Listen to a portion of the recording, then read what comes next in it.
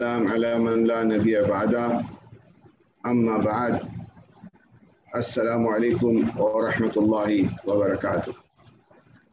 اللہ کا ایک مرتبہ اور لاکھ بار شکر ہے، اس کا احسان ہے کہ اللہ سبحانہ و تعالیٰ نے ہم سب کو اشرف المخلوقات میں پیدا کر کے، امت محمدیہ میں پیدا کر کے ہمیں توفیق بخشی کہ ہم اللہ سبحانہ و تعالیٰ کے دین کا، اللہ سبحانہ و تعالیٰ کے کلام پاک کا، اس کے حبیب مصطفیٰ رسول اللہ صلی اللہ علیہ وسلم کے احادیث کا، صحیح احادیث کا مفہوم، معنی، مطلب اور یہ سب سمجھ کے ہم اپنا عمل صالح کیسا کریں، اس کی جستجو میں، اس کی جد و جہد میں ہر جمعہ کو 1:30 بجے کے قریب، 1:15 بجے کے قریب ہم زوم کے توسل سے، یوٹیوب کی توسل سے، فیس بک کی توسل سے، آج جو سوشل میڈیا آیا ہے اس کا صحیح استعمال کرتے ہوئے یہ علم حاصل کر رہے ہیں۔ اللہ سبحانہ و تعالیٰ شیخ محترم حضرت الشیخ شمیم احمد حفظہ اللہ کو جزائے خیر دے کہ آج ایک زائد عرصہ گزر گیا ہے، وہ برابر الحمدللہ وقت دے رہے ہیں اور ہمیں دین کی صحیح باتوں سے آگاہ کر رہے ہیں، علم عطا کر رہے ہیں۔ ساتھ ہی ساتھ ہمارے دونوں ساتھی جو سمیر بھائی اور سجاد بھائی، اللہ تعالیٰ ان کو بھی جزائے خیر دے کہ وہ بھی ہر وقت کوشاں رہتے ہیں کہ کیسے ہم لوگوں تک دین کی صحیح باتیں پہنچائیں، خود بھی عمل کریں اور اللہ سبحانہ و تعالیٰ سے دعا کریں کہ اللہ تعالیٰ سب کو ہدایت دے، عمل کرنے کی توفیق دے۔ الحمدللہ رمضان کا مہینہ ابھی ختم ہوا ہے، سن ہجری 1442 کا۔ ایک درسگاہ تھی، ایک ٹریننگ کیمپ تھا۔ امید ہے کہ اس ٹریننگ کیمپ میں، اس درسگاہ میں لیل و نہار ہر ایک نے اپنی حاضری دی ہوگی، دن میں روزہ رکھ کر حاضری دی ہوگی اور رات میں قیام کر کے حاضری دی ہوگی۔ اللہ سبحانہ و تعالی ہمارے صیام اور قیام کو قبول کرے۔ اللہ سبحانہ و تعالی ہمیشہ ہمیں ایمان کے ساتھ صیام کرنے کی توفیق عطا فرمائے اور احتساب کے ساتھ قیام کرنے کی توفیق عطا فرمائے تاکہ ہماری ساری گناہ معاف ہو، اور رمضان مہینہ اللہ سبحانہ و تعالی کا اجر جو ہمیں ہے تاکہ ہم متقی پرہیزگار بن جائے۔ اللہ سبحانہ و تعالی ہم سب کو متقی اور پرہیزگار بنائے، اور یہ سال جو ابھی شروع ہوگا، اگلا سال یا رمضان کے بعد جو چیزیں آئے گی، اللہ سبحانہ و تعالی اس میں ہمیں عمل کرنے کی توفیق دے۔ آج فضیلت الشیخ نے ایک بہت ہی بہترین عنوان چنا ہے۔ عموماً ہر رمضان کے بعد فوراً علماء کرام شوال میں کیا کرنا چاہیے، شوال کے 6 روزے رکھنا چاہیے، 6 روزوں کی فضیلت کیا ہے، کب رکھنا چاہیے، اس پر ماشاءاللہ درس دیتے ہیں۔ لیکن آج فضیلت الشیخ نے جو عنوان لیا ہے وہ ہے فضائل مسجد اقصی۔ بہترین عنوان ہے، میں خود بھی انشاءاللہ اس سے علم حاصل کروں گا اور امید ہے کہ ہم سب اس سے علم حاصل کریں گے، اور واقعی اس کی فضیلت کو جانتے ہوئے، اس کے تقدس کو جانتے ہوئے، جیسے ہم حرم شریف مکہ اور مسجد نبوی کی محبت رکھتے ہیں اپنے دل میں، اسی طرح انشاءاللہ العزیز مسجد اقصی کی بھی جو ہے ہم لوگ تقدس دل میں رکھیں گے اور اس کے اوپر انشاءاللہ معلومات ملنے کے بعد عمل کرنے کی توفیق کریں گے۔ تفضل شیخ۔ السلام علیکم ورحمۃ اللہ وبرکاتہ۔ ان الحمد للہ نحمده ونستعینه ونستغفره ونعوذ باللہ من شرور انفسنا ومن سیئات اعمالنا، من يهده الله فلا مضل له ومن يضلله فلا هادي له، واشهد ان لا اله الا الله وحده لا شريك له، واشهد ان محمدا عبده ورسوله، اما بعد فان خير الحديث كتاب الله، وخير الهدي هدي محمد صلى الله عليه وسلم، وشر الأمور محدثاتها، وكل محدثة بدعة، وكل بدعة ضلالة، وكل ضلالة في النار۔ أعوذ بالله السميع العليم من الشيطان الرجيم من همزه ونفخه ونفثه. سبحان الذي أسرى بعبده ليلا من المسجد الحرام إلى المسجد الأقصى الذي باركنا حوله لنريه من آياتنا إنه هو السميع البصير. محترم سامعین کرام، بزرگوں، دینی اور ملی بھائیوں، معزز خواتین اسلام، آج جس موضوع کے تحت کچھ باتیں آپ کے گوشے گزار مجھے کرنی ہیں، اس کو آپ نے سنا، وہ ہے مسجد اقصیٰ کی فضیلت. چونکہ آج مسجد اقصیٰ کے ساتھ جو کچھ ہو رہا ہے اور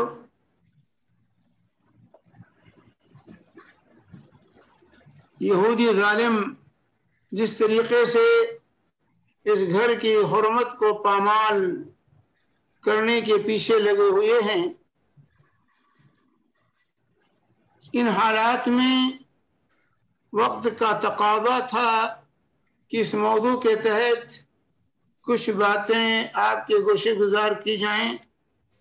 اس لیے رمضان کے بعد جو موضوع ہونا چاہیے اس کو چھوڑ کر کے میں نے اس موضوع کا انتخاب کیا ہے.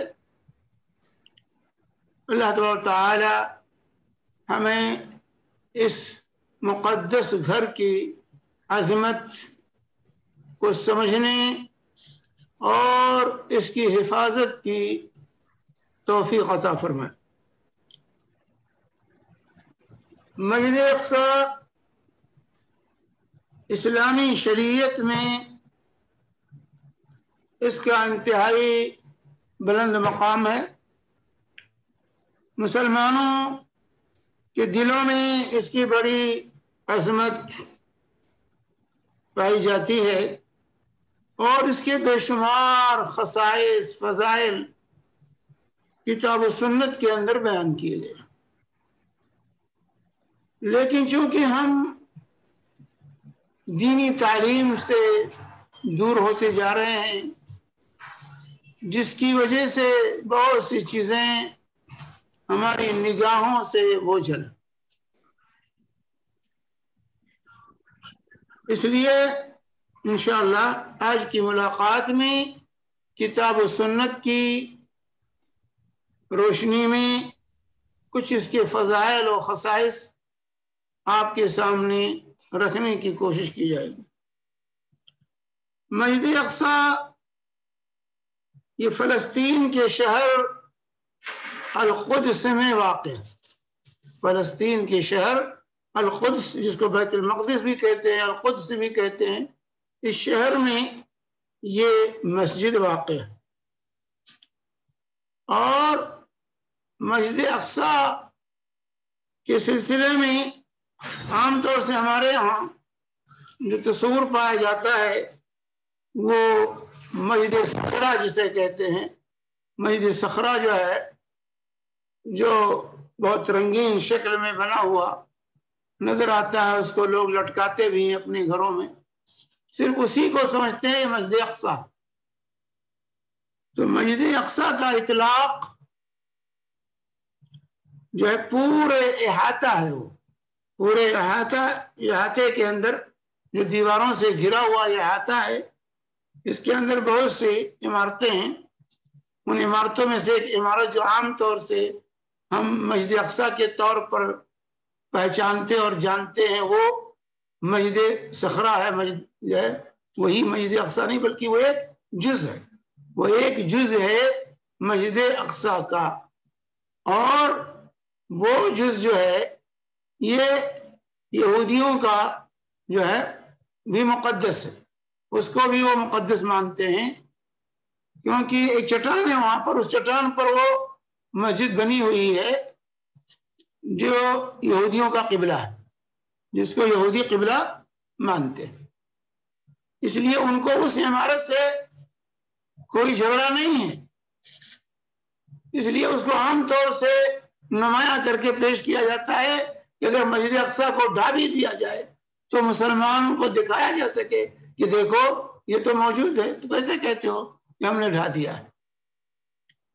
تو مسجد اقصی کا اطلاق اس پورے احاطے پر ہوتا ہے جس میں مسجد صخرہ بھی ہے، اور وہ مسجد جس کو حضرت عمر بن خطاب رضی اللہ تعالی عنہ نے تعمیر کی تھی قبلے کی طرف، جس کو مسجد قبلی بھی کہتے ہیں، جہاں پر محراب اور منبر ہے، اصل مسجد کا جو حصہ ہے، اصل مسجد کا حصہ وہ ہماری نگاہوں سے ہمیشہ اوجھل رہتا ہے۔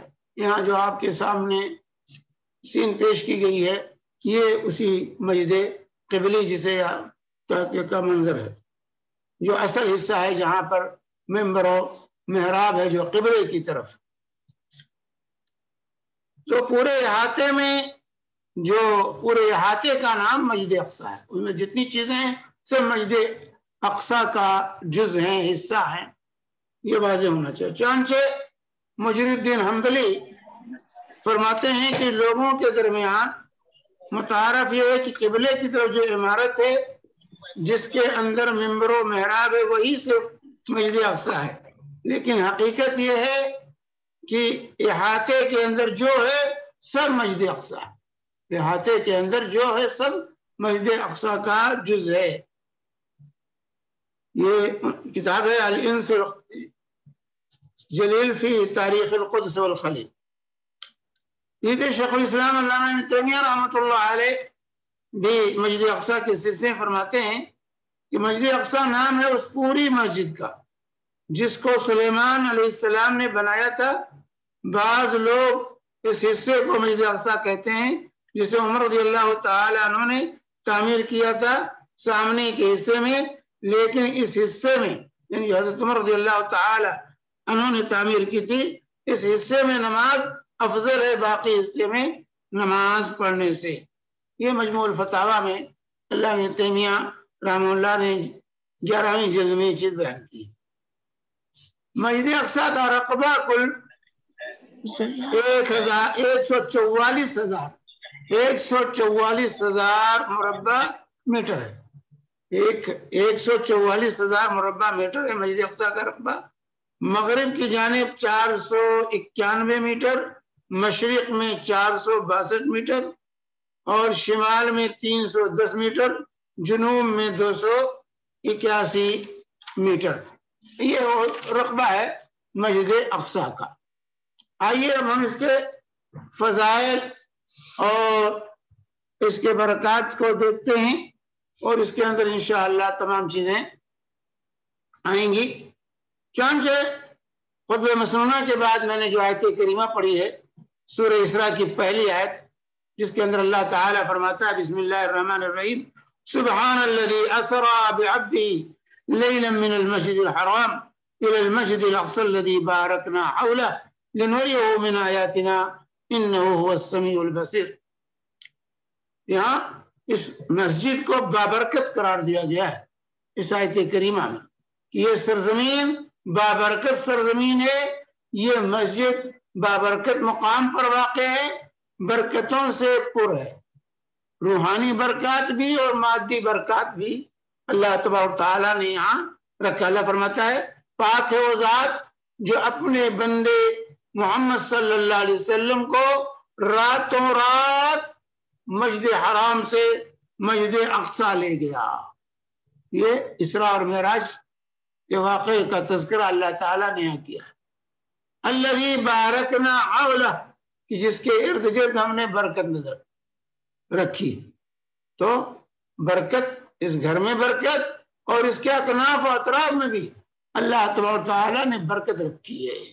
یہ انبیاء کا مرکز رہا ہے، یہ نبوات کا مرکز رہا ہے، اور اسی طرح مادی برکات بھی اللہ تبارک تعالیٰ روحانی برکات کے ساتھ یہاں مادی برکات بھی رکھے اللہ تبارک تعالیٰ نے انواع اقسام کے معجزات کا یہ مرکز۔ لنریہ من آیاتنا، تاکہ ہم اپنی نشانیاں اپنے نبی کو دکھائیں، وہ سمیع انہ هو السمیع البصیر، وہ سننے والا اور دیکھنے والا ہے۔ تو پہلی خصوصیت اور فضیلت اس گھر کی کہ اللہ نے اس کو بابرکت قرار دیا ہے، یہ برکتوں سے پر ہے، اس کے اندر روحانی برکات بھی ہیں اور مادی برکات بھی اس گھر میں پائی جاتی، یہ بابرکت مسجد ہے۔ اسی طرح یہ مقدس ہے، اللہ تبارک تعالیٰ نے سورہ مائدہ آیت نمبر 21 میں فرمایا یا قوم ادخلوا الارض المقدسة التي كتب الله لكم ولا ترتدوا على ادباركم فتنقلبوا خاسرين۔ یہ اس وقت کا موقع ہے جب سیدنا موسیٰ علیہ السلام بنی اسرائیل کو فرعون کے پنجے سے نکال کر جو ہے لا رہے تھے صحرائے سینا سے گزرتے ہوئے، اور اس وقت موسیٰ نے کہا تھا اللہ کا حکم آیا ہے یا قوم ادخلوا الارض المقدسہ، اس مقدس سرزمین میں داخل ہو جاؤ، یعنی بیت المقدس میں فلسطین میں داخل ہو جاؤ، التی کتب اللہ لکم، جو اللہ نے تمہارے لیے لکھ دیا ہے، ولا ترتدوا علی ادبارکم، پیچھے بھاگو نہیں، فتنقلبوا خاسرین، اگر پیچھے ہٹو گے تو خسارہ اٹھاؤ گے۔ لیکن آج جو بلند بھانگ دعوے فلسطین کے کیے جا رہے ہیں، اس موقع پر بنی اسرائیل نے کیا کیا تھا؟ نہیں، ہم تو وہاں نہیں جا سکتے، وہاں جو لوگ آباد ہیں جو وہ خالی کر دیں گے تب ہم خرامہ داخل ہوں گے۔ اذهب انت وربك فقاتلا انا هاهنا قاعدون، موسیٰ تم اور تمہارا رب جاؤ، لڑو، ان کو بھگاؤ پہلے، اس کے بعد ہم تو بیٹھے ہوئے تماشا دیکھیں گے، اور جب آپ لوگ ان کو بھگا لے جائیں گے تب ہم خرامہ اس میں داخل ہوں گے۔ اللہ تعالیٰ نے ان کی اس گستاخی دیکھیے، اللہ کا کتنا بڑا انعام تھا، انہوں نے تمام انعامات دیکھے اللہ تبارک تعالیٰ کی طرف سے۔ فرعون کو کس ذلت اور رسوائی کی، یہ زندگی مصر میں گزار رہے تھے، غلامی کی زندگی میں ان کے ایام بسر ہو رہے تھے، اور اپنے سامنے تمام معجزات انہوں نے دیکھے، سمندر کا دریا کا پھٹتا ہوا دیکھا، فرعون کو غرق ہوتے ہوئے دیکھا، پتھر سے پانی کے چشمے پھوٹتے ہوئے دیکھا، بدلیوں کا سایہ دیکھا، من و سلوہ پایا، لیکن اس کے باوجود یہ ایسی ناہنجار قوم کہ اس نے سیدنا موسیٰ علیہ السلام کو تنگ کر دیا۔ وَقَإِذَا أَنْتَ وَرَبُّكَ فَقَاتِلَا، تمہارا خدا جاؤ لڑو، اور ہم تو خرامہ یہاں جو ہے مزے لیں گے، جب آپ لوگ بھگا دیں گے ان لوگوں کو تب ہم داخل ہوں گے۔ اللہ تعالیٰ نے کہا کہ اب یہ ان کے پر جو ہے 40 سال تک یہ حرام رہے گا، نہیں داخل ہو پائیں گے۔ چنانچہ صحرائے سینا میں صحرا نوردی کرتے رہے، چکر لگاتے رہے اسی صحرا کے اندر، اور ان کو بیت المقدس میں جانا نصیب نہ ہوا۔ اس کے بعد حضرت موسیٰ علیہ السلام بھی وفات پا گئے، اور اس کے بعد پھر اللہ تعالیٰ کچھ جو نئی نسل آئی اور ان کے اندر بیداری پیدا ہوئی، تب اس کے بعد اللہ تعالیٰ نے ان کو موقع دیا۔ تو اسی چیز کے یہاں اللہ تعالیٰ نے دیا کہ تم اس مقدس سرزمین میں داخل ہو جاؤ، تو یہ مقدس سرزمین ہے، قداست اس کو حاصل ہے، فضیلت اس کو حاصل ہے، اور یہ سرزمین انبیاء اور مرسلین کا مرکز رہا ہے، جائے ہجرت رہا ہے۔ سیدنا ابراہیم اور لوط نے اسی سرزمین کی طرف ہجرت کی تھی، وَنَجَّيْنَاهُ وَلُوطًا إِلَى الْأَرْضِ الَّتِي بَارَكْنَا فِيهَا لِلْعَالَمِينَ، کہ ہم نے ابراہیم علیہ السلام کو اور لوط کو اس زمین میں جو ہے وہاں سے نکال کر کے، ظالموں کے ظلم سے نکال کر ان کو نجات دے کی تھی، اور اس سرزمین میں لے کر آئے کہ جہاں ہم نے تمام عالم کے لیے برکت رکھی، بارکنا فیہا للعالمین، تمام عالم کے۔ یہ سورہ انبیاء کی آیت ہے 71 نمبر کی۔ یہ تھے سیدنا سلیمان اور داؤد علیہ السلام کا یہی مرکز رہا ہے۔ اللہ نے فرمایا سلیمان الريح عاصفة تجری بأمری إلى الأرض التي باركنا فيها وكنا بكل شيء عالمين، سورہ انبیاء کی آیت ہے۔ سلیمان علیہ السلام کے لیے جو ہے ہوا کو مسخر کیا، جو ان کے تخت کو لے کر ہوا ان کا تخت اڑتا تھا، ان کے حکم سے جو ہے ہوا ان کو لے کر چلتی تھی. ارض التي بارکنا فیہا، اس سرزمین کی طرف جس میں ہم نے برکت رکھی تھی. تو یہ بابرکت قرآن میں مختلف جگہوں پر اس کی برکت کا اللہ نے ذکر کیا ہے. سید زکریا، سیدہ مریم، عیسیٰ علیہ السلام کا بھی یہ مرکز رہا ہے. یہی حضرت عیسیٰ علیہ السلام کی ولادت ہوئی تھی اسی سرزمین میں. تو اس طرح یہ انبیاء کا ماں و مرکز رہا ہے یہ سرزمین، اور اس طریقے سے یہ سرزمین برکتوں سے گھری ہوئی ہے. وَجَعَلْنَا بَيْنَهُمْ وَبَيْنَ الْقُرَى الَّتِي بَارَكْنَا فِيهَا قُرًى ظَاهِرًا، ہم نے ان کے درمیان اور ان بستیوں کے درمیان جس میں ہم نے برکت دی ہے وہ بستیوں کو ظاہر کیا اور اس کی مسافت متعین کی، اور کہا رات دن چلتے رہو امن و امان کے ساتھ. اللہ نے وہاں امن و امان بھی بحال کر رکھا تھا. اور تو اس طریقے سے اللہ تبارک و تعالیٰ سورہ مومنون میں سیدہ مریم اور عیسیٰ علیہ السلام کے ذکر میں بھی فرمایا وجعلنا ابن مریم وامه آیۃ فآویناہما الی ربوۃ ذات قرار ومعین. یہیں پر مریم تھی، یہیں پر عیسیٰ کی ولادت ہوئی تھی، اور اس طریقے سے اللہ تبارک و تعالیٰ نے اس زمین کو برکتوں سے بھر دیا. اسی طرح مسجد اقصی کی فضیلت کی دنیا میں صرف 3 مساجد ہیں جن کے تعبد کی نیت سے، عبادت کی نیت کے، برکت اور ثواب کے حصول کی نیت سے جن کی طرف رخت سفر باندھنا، صبر کرنا جائز ہے، اور کہیں کا نہیں. اللہ کے نبی صلی اللہ علیہ وسلم فرماتے ہیں، سیدنا ابو ہریرہ رضی اللہ تعالی عنہ راوی ہے، اور یہ روایت بخاری مسلم کی متفق علیہ ہے کہ لا تشد الرحال الا الى 3 مساجد المسجد الحرام ومسجد الرسول صلی اللہ علیہ وسلم ومسجد الاقصی، کہ 3 مسجدوں کے علاوہ کہیں کا رفت سفر ثواب کی نیت سے، عبادت کی نیت سے نہیں کیا جا سکتا. 3 مسجدیں، مسجد حرام ہے، مسجد نبوی ہے، اور مسجد اقصی ہے. یہ 3 مساجد ہیں جہاں کا سفر کرنا عبادت، جہاں جانا باعث اجر و ثواب ہے، اور یہ جائز. اس کے علاوہ کہیں کا سفر تبرک کے لیے، عبادت کے لیے، ثواب کمانے کے لیے کہیں کا سفر کرنا یہ جائز نہیں. اسی طریقے سے یہ بھی واضح رہے کہ مسجد اقصی روئے زمین کی یہ دوسری مسجد، روئے زمین میں یہ دوسری مسجد ہے. چنانچہ اللہ تعالیٰ فرماتا ہے سورہ آل عمران میں ان اول بیت وضع للناس للذی ببکۃ مبارکا وہدی للعالمین، کہ بے شک پہلا گھر جو لوگوں کے لیے تعمیر کیا گیا اللہ کی عبادت کی خاطر وہ مکہ میں، جو برکتوں سے بھرا ہوا ہے اور وہ ہدایت ہے تمام عالم کے لیے. تو مسجد حرام یہ پہلی مسجد ہے اس دنیا کی، اور مسجد اقصی یہ دوسری مسجد ہے اس دنیا کی. چنانچہ ابو ذر غفاری رضی اللہ تعالی روایت کرتے ہیں بخاری اور مسلم کی متفق علیہ حدیث ہے کہ کہتے ہیں قلت یا رسول اللہ ای مسجد وضع فی الارض اول، کون سی مسجد زمین میں سب سے پہلے رکھی گئی ہے، بنائی گئی؟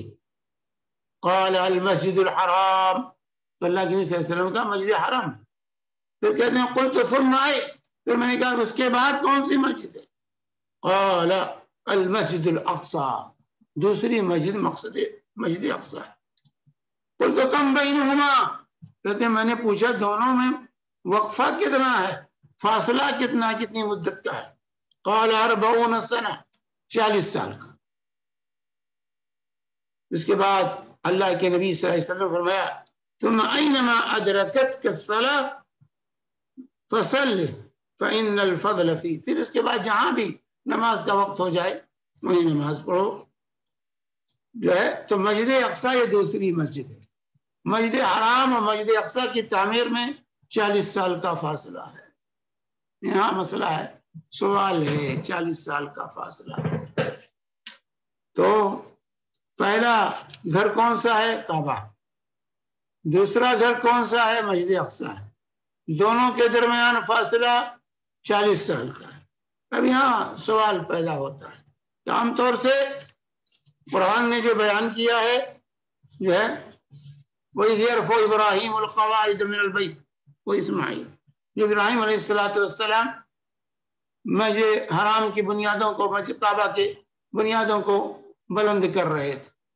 تو اس سے عام طور سے ظاہر ہوتا ہے کہ سب سے پہلے معمار کعبہ کون ہے؟ ابراہیم علیہ السلام.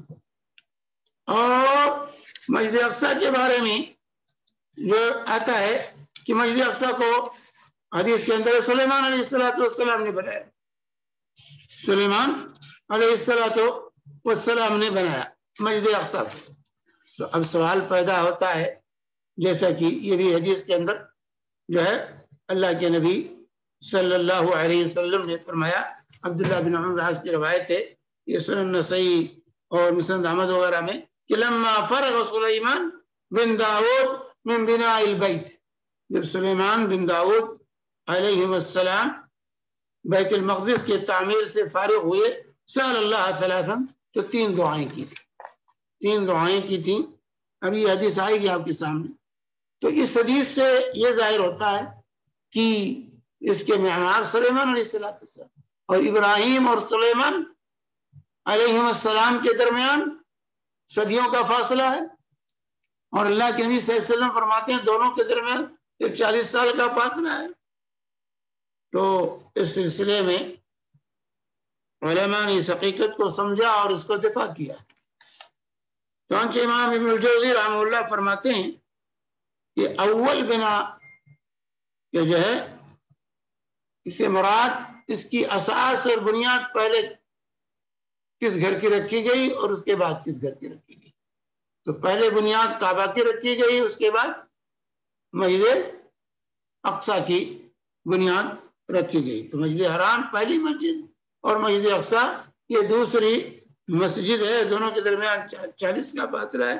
تو اس کے کہا کہ اس کی تعمیر حقیقت میں آدم علیہ السلام نے دونوں گھروں کی تھی، کعبہ کی بھی اور مسجد اقصی کی بھی.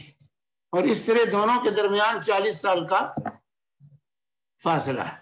کعبہ کو بنایا اور پھر اس کے بعد مسجد اقصی کو جب اولاد بڑھی پھیلی حضرت آدم علیہ السلام کی، تو مسجد اقصی کو کی تعمیر فلسطین میں سیدنا آدم علیہ السلام نے اپنے بچوں کے ساتھ مل کر کی تھی.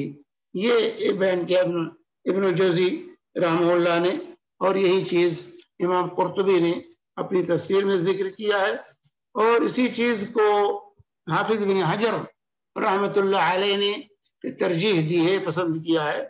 یہی ہے جو ہے صحیح راجح، اور اس میں یہی ہے کہ آدم علیہ السلام نے اساس و بنیاد رکھی تھی، بنایا تھا. اور اس کے بعد پھر سیدنا ابراہیم علیہ السلام نے اپنے زمانے میں اس کی تعمیر کی جو ہے کعبہ کی، اور سلیمان علیہ السلام نے اپنے زمانے میں تعمیر کی مسجد اقصی کی. یہ نہیں کہ سلیمان یا ابراہیم علیہ السلام اول معمار ہے. اول معمار آدم علیہ السلام ہے، اور جو ہے یہ بعد میں ان لوگوں نے تعمیر کی ہے. کعبہ کو ابراہیم علیہ السلام نے وہ بنیادیں تھیں، بنیاد رکھا تھا سیدنا آدم علیہ السلام نے. اور اس طریقے سے 40 سال کا جو سوال پیدا ہوتا تھا اس کو رفع کیا ہے ان علماء محققین نے. اور بعض لوگوں نے کہا نہیں، سیدنا ابراہیم علیہ السلام نے ہی دونوں گھروں کو بنایا، اسماعیل اور ابراہیم نے مل کر کعبہ کو بنایا، اور اسحاق اور ابراہیم نے مل کر بیت المقدس اور مسجد اقصی کی تعمیر کی. لیکن بہرحال اللہ تعالیٰ نے کہا ان اول بیت وضع للناس للذی ببکہ، پہلا گھر جو لوگوں کے لیے اللہ کی عبادت کے لیے بنایا گیا وہ جو ہے مکہ میں ہے. تو اس کی پہلے مسجدیں نہیں تھیں؟ اللہ کی عبادت نہیں ہوتی تھی کیا ابراہیم علیہ السلام سے پہلے؟ تو زیادہ قرین راجع بات ہی معلوم ہوتی ہے کہ دونوں کی تعمیر سیدنا آدم علیہ السلام کے زمانے سے اللہ کی عبادت اسی دور سے چلتی آ رہی ہے، اور یہ سرزمین ہمیشہ سے کعبہ کی سرزمین مقدس رہی ہے. تو اس طریقے سے یہ جو ہے جو شبہ 40 سال کا تھا وہ رفع ہو جاتا. تو سب سے پہلے دوسری مسجد ہے یہ اس دنیا کی مسجد اقصی. اور اسی طرح سے کہا جاتا ہے مسجد اقصی مسلمانوں کا قبلہ اول ہے. مسجد اقصی مسلمانوں کا قبلہ اول ہے. کیا مطلب مسلمانوں کا؟ یعنی ہماری شریعت محمدی کا. مسلمان تمام انبیاء کے ماننے والے مسلمان تھے. ان الدین عند اللہ اسلام، یقیناً دین اللہ کے ہاں اسلام. تمام نبی کے ماننے والے مسلم تھے. آدم علیہ السلام سے لے کر محمد رسول اللہ صلی اللہ علیہ وسلم تک جتنے انبیاء گزرے سب کے امتی مسلم تھے. سب کا دین اسلام تھا. یہ یہودیت اور عیسائیت یہ نام بعد میں خود لوگوں نے اپنے لیے اختیار کر لیے. جیسے مسلمانوں میں لوگ فرقوں میں بٹ گئے اور مختلف نام اپنے لیے منتخب کر لیے، اسی طریقے سے یہودیت عیسائیت اس طرح کے جو نام آج ہمیں ملتے ہیں یہ نام لوگوں کے اپنے رکھے ہوئے ہیں. یہ شرعی نام ان کے نہیں ہیں، یہ واضح ہونا چاہیے. تو تمام انبیاء کے ماننے والے مسلم تھے اور شریعتیں مختلف رہیں. دین سب کا ایک، ان الدین عند اللہ الاسلام. تمام انبیاء کا دین ایک تھا، لیکن شریعتیں، قوانین، احکام یہ حالات کے اعتبار سے مختلف رہے. تو مسجد اقصی مسلمانوں کا قبلہ اول ہے. کس معنی میں؟ یعنی جب نبی کریم صلی اللہ علیہ وسلم کی بعثت ہوئی تو جب تک مکہ میں رسول پاک صلی اللہ علیہ وسلم تھے تو آپ اس طرح نماز پڑھتے تھے کہ سامنے کعبہ بھی ہو اور بیت المقدس بھی ہو. اس اہتمام کے ساتھ پڑھتے تھے. چنانچہ عبداللہ بن عباس رضی اللہ عنہما روایت کرتے ہیں، مسند احمد کی روایت ہے کہ کان رسول اللہ صلی اللہ علیہ وسلم یصلی بمکہ نحو بیت المقدس والکعبۃ بین یدیہ وبعدما هاجر الى المدینہ 16 شهرا ثم صرف الى الکعبہ.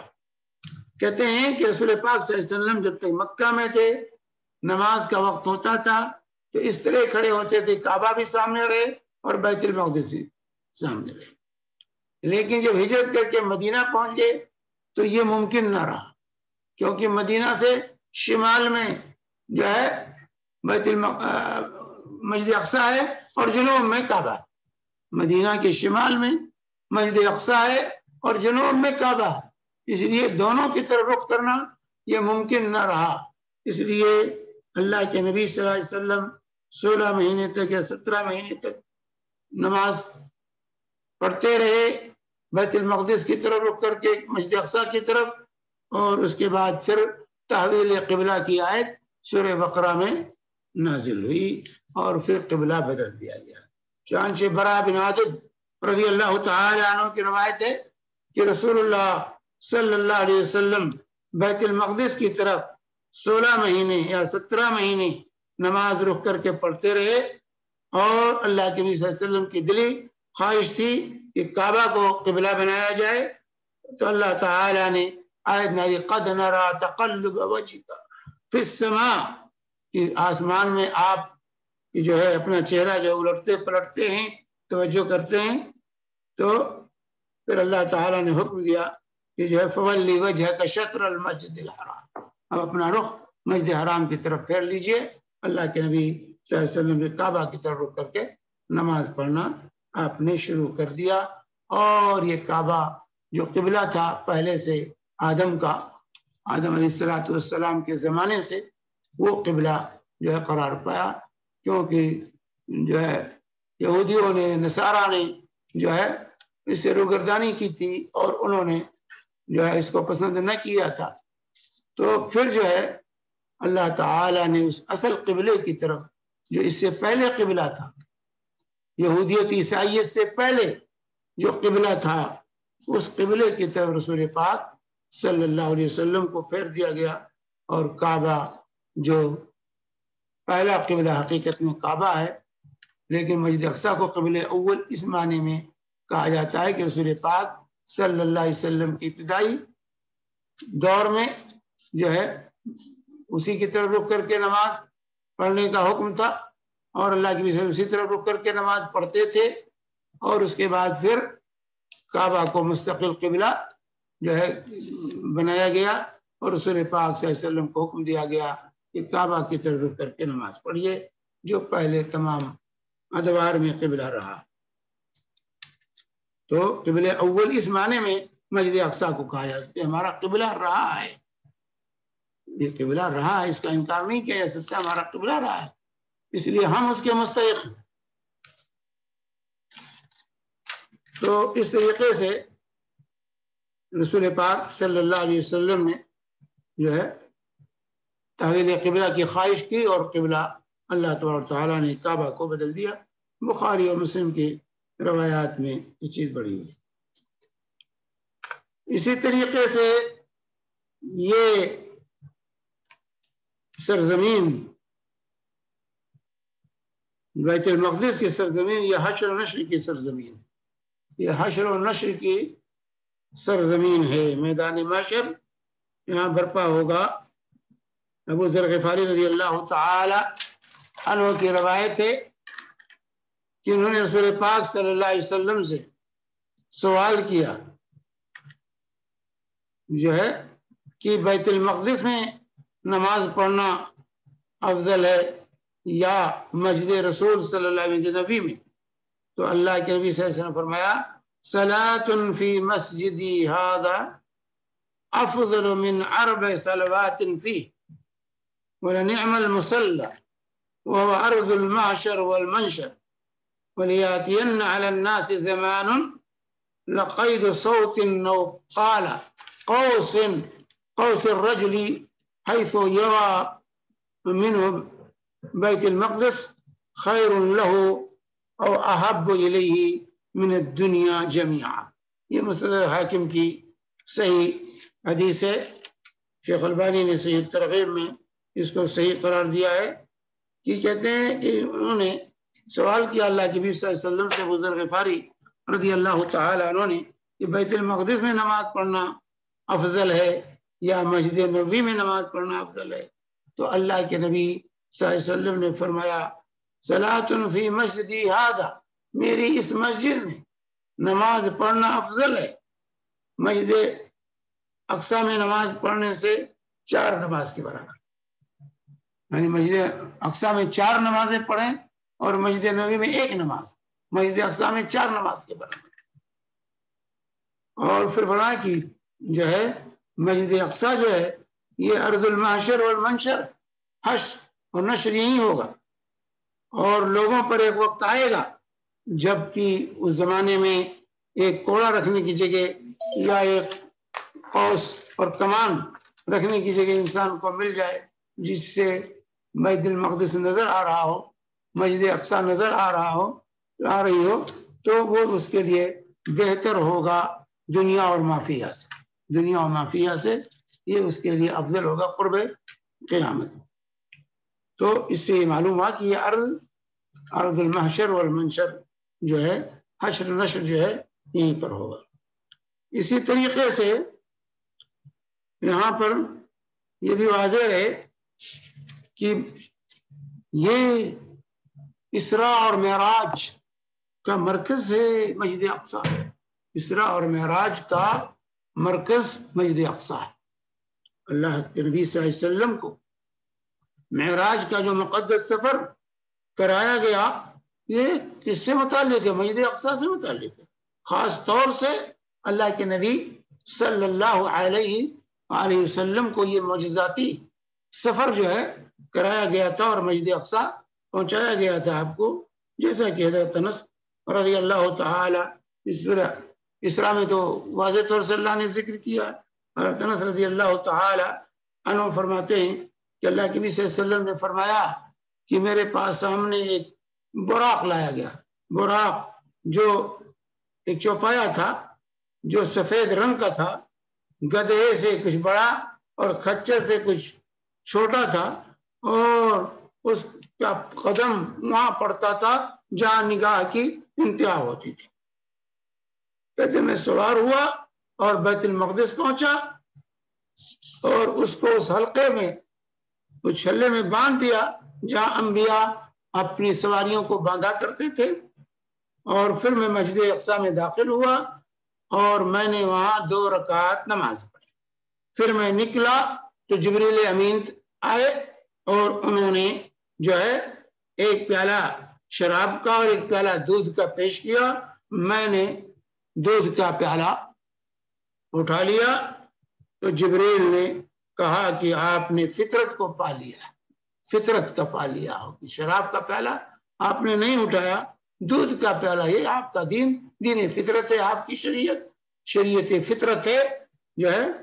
اور پھر اس کے بعد کہتے ہیں ثم عرج بنا الى السماء, پھر ہمیں جو ہے آسمان پر لے جایا گیا, آسمان پر لے جایا. صحیح مسلم کی حدیث ہے حضرت انس رضی اللہ تعالی عنہ. تو اسراء اور معراج میں خاص طور سے آپ کو یہاں لے جایا گیا اور یہ اعلان تھا کہ اب تمام شریعتیں منسوخ, تمام نبوتیں منسوخ ہو چکی ہیں. اب یہ سرزمین لا الہ الا اللہ محمد الرسول اللہ پڑھنے والوں کی ہے. تمام شریعتیں منسوخ. آپ نے ہی پر تمام انبیاء کی امامت کرائی. تمام انبیاء کی خصوصیت کہ اس معراج کے موقع پر اللہ کے نبی صلی اللہ علیہ وآلہ وسلم نے امامت کرائی, جیسا کہ صحیح مسلم کی حدیث ہے کہ فَأَمَّمْتُمْ, کہ میں نے نماز کا وقت ہوا تو میں نے انبیاء کی امامت کرائی. اللہ کے نبی صلی اللہ علیہ وآلہ وسلم معراج کا واقعہ بیان کرتے ہوئے, انبیاء کی ملاقات کا ذکر کرتے ہوئے کہ میں نے موسیٰ کو دیکھا, عیسیٰ کو دیکھا, اور اسی طریقے سے ان کی شکلیں بھی اللہ کے نبی صلی اللہ علیہ وسلم نے مسلم شریف کی روایت نے بیان کیا کیسی کئی شکلیں تھی. ابراہیم علیہ السلام کو دیکھا تو جو ہے, اور ان کی شکلیں بتائیں کہ ابراہیم علیہ السلام کے بارے میں کہا وہ آپ کے اپنی طرف اشارہ کرتے ہوئے کہ ان کی شکل و صورت میرے مشابہ تھی, مجھ سے ملتی جلتی تھی. کہتے ہیں کہ اشبہ الناس بھی صاحبکم, حضرت ابراہیم سے سب سے زیادہ ملتی جلتی شکل تمہارے نبی یعنی محمد رسول اللہ صلی اللہ علیہ وسلم کی تھی.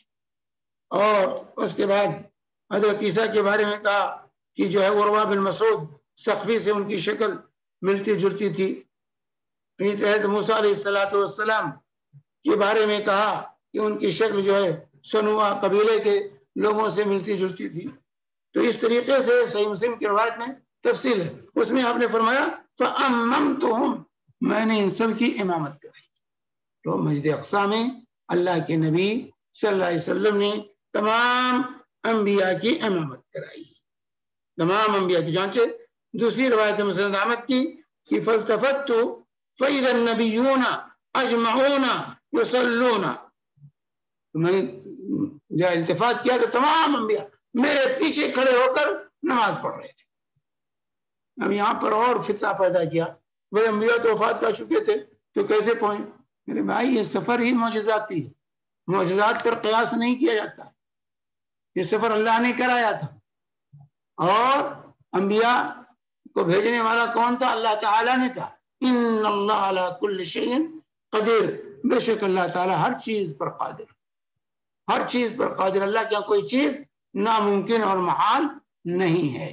تو یہ معجزات ہیں.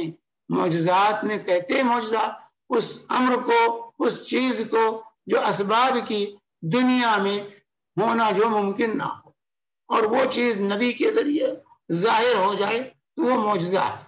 وہ معجزہ ہے نبی کے ذریعے اللہ تعالیٰ اس کی نبوت کو واضح کرنے کے لیے اس طرح کی چیزیں اپنے نبی کے ذریعے جو دنیا میں نہ ہونے والی ہو, اسباب کی دنیا میں جو ناممکن ہو, اس کو اللہ تعالیٰ واقع کر دیتا ہے. وہ چیز ہوتی ہے اور یہ دلیل ہوتی ہے کہ یہ شخص اللہ کا نبی ہے۔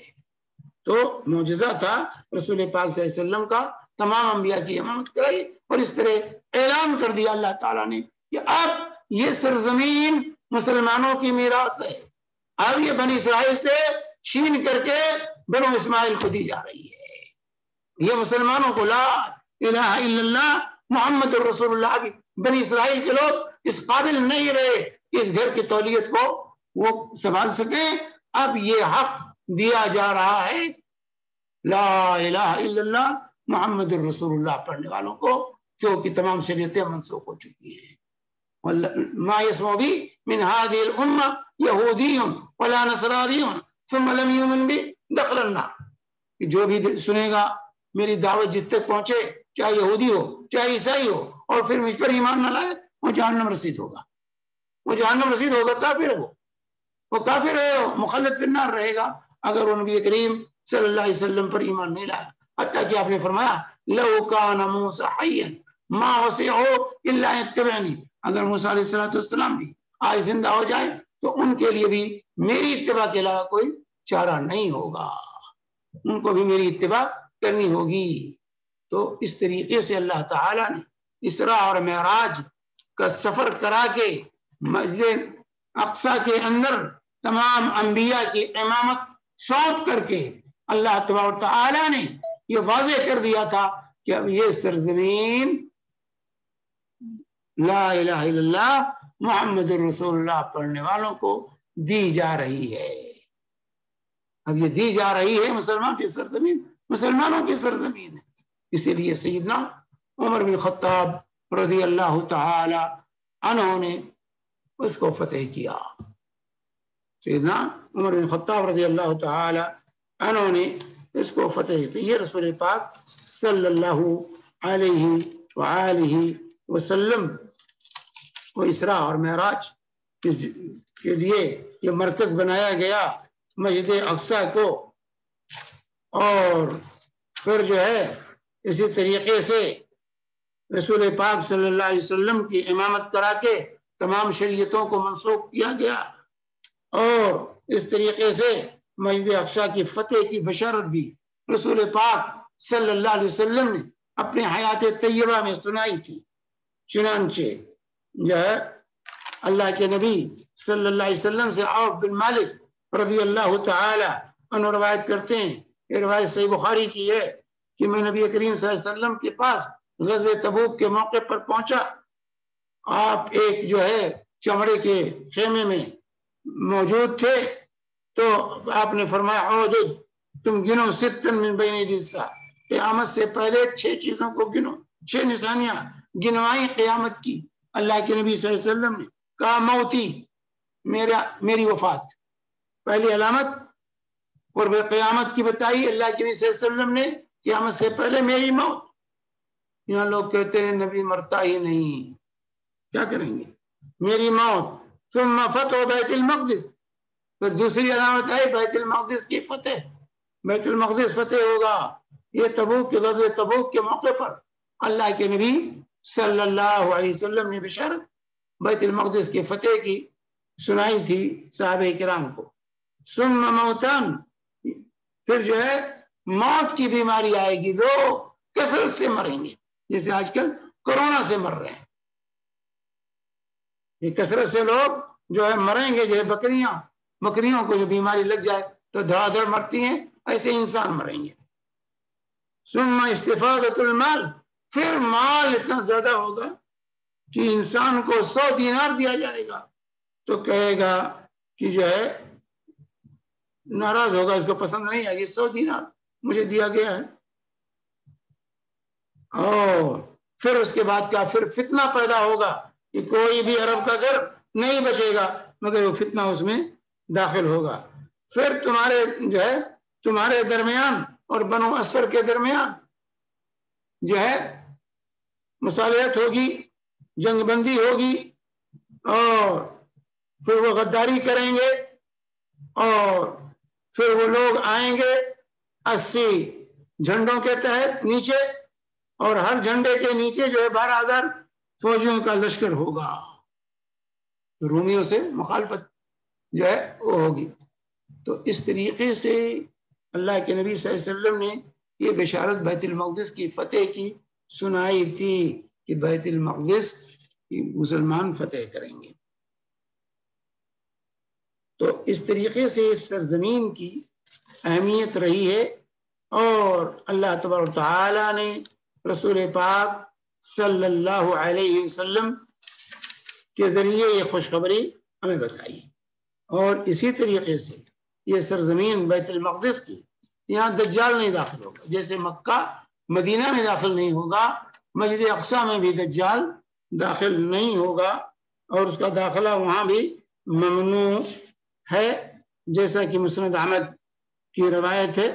مسند احمد کی روایت ہے، اللہ کے نبی صلی اللہ علیہ وآلہ وسلم کی خدمت میں ایک صحابی نے سوال کیا تھا دجال سے متعلق، تو آپ نے جو ہے اس موقع پر جو بیان کیا، کہتے ہیں خطبنا النبی صلی اللہ علیہ وسلم فقال انذرتکم الدجال، اللہ کے نے خطاب کیا اور دجال سے ڈرایا، اور فرمایا کہ جتنے انبیاء گزرے ہیں سبوں نے دجال سے اپنی اپنی امتوں کو آگاہ کیا ہے، لیکن وہ تمہارے اندر ہوگا، یعنی اس امت کے ہوتے ہوئے وہ دجال پیدا ہوگا اور ظاہر ہوگا وہ، اور اس کی بھی شکل و صورت بھی اللہ کے نبی صلی اللہ علیہ وسلم نے اس حدیث میں بتائی کہ جو ہے اس کی ایک بائیں آنکھ جو ہے پچھی ہوئی ہوگی، اس کے ساتھ جنت ہوگی جہنم ہوگی، اور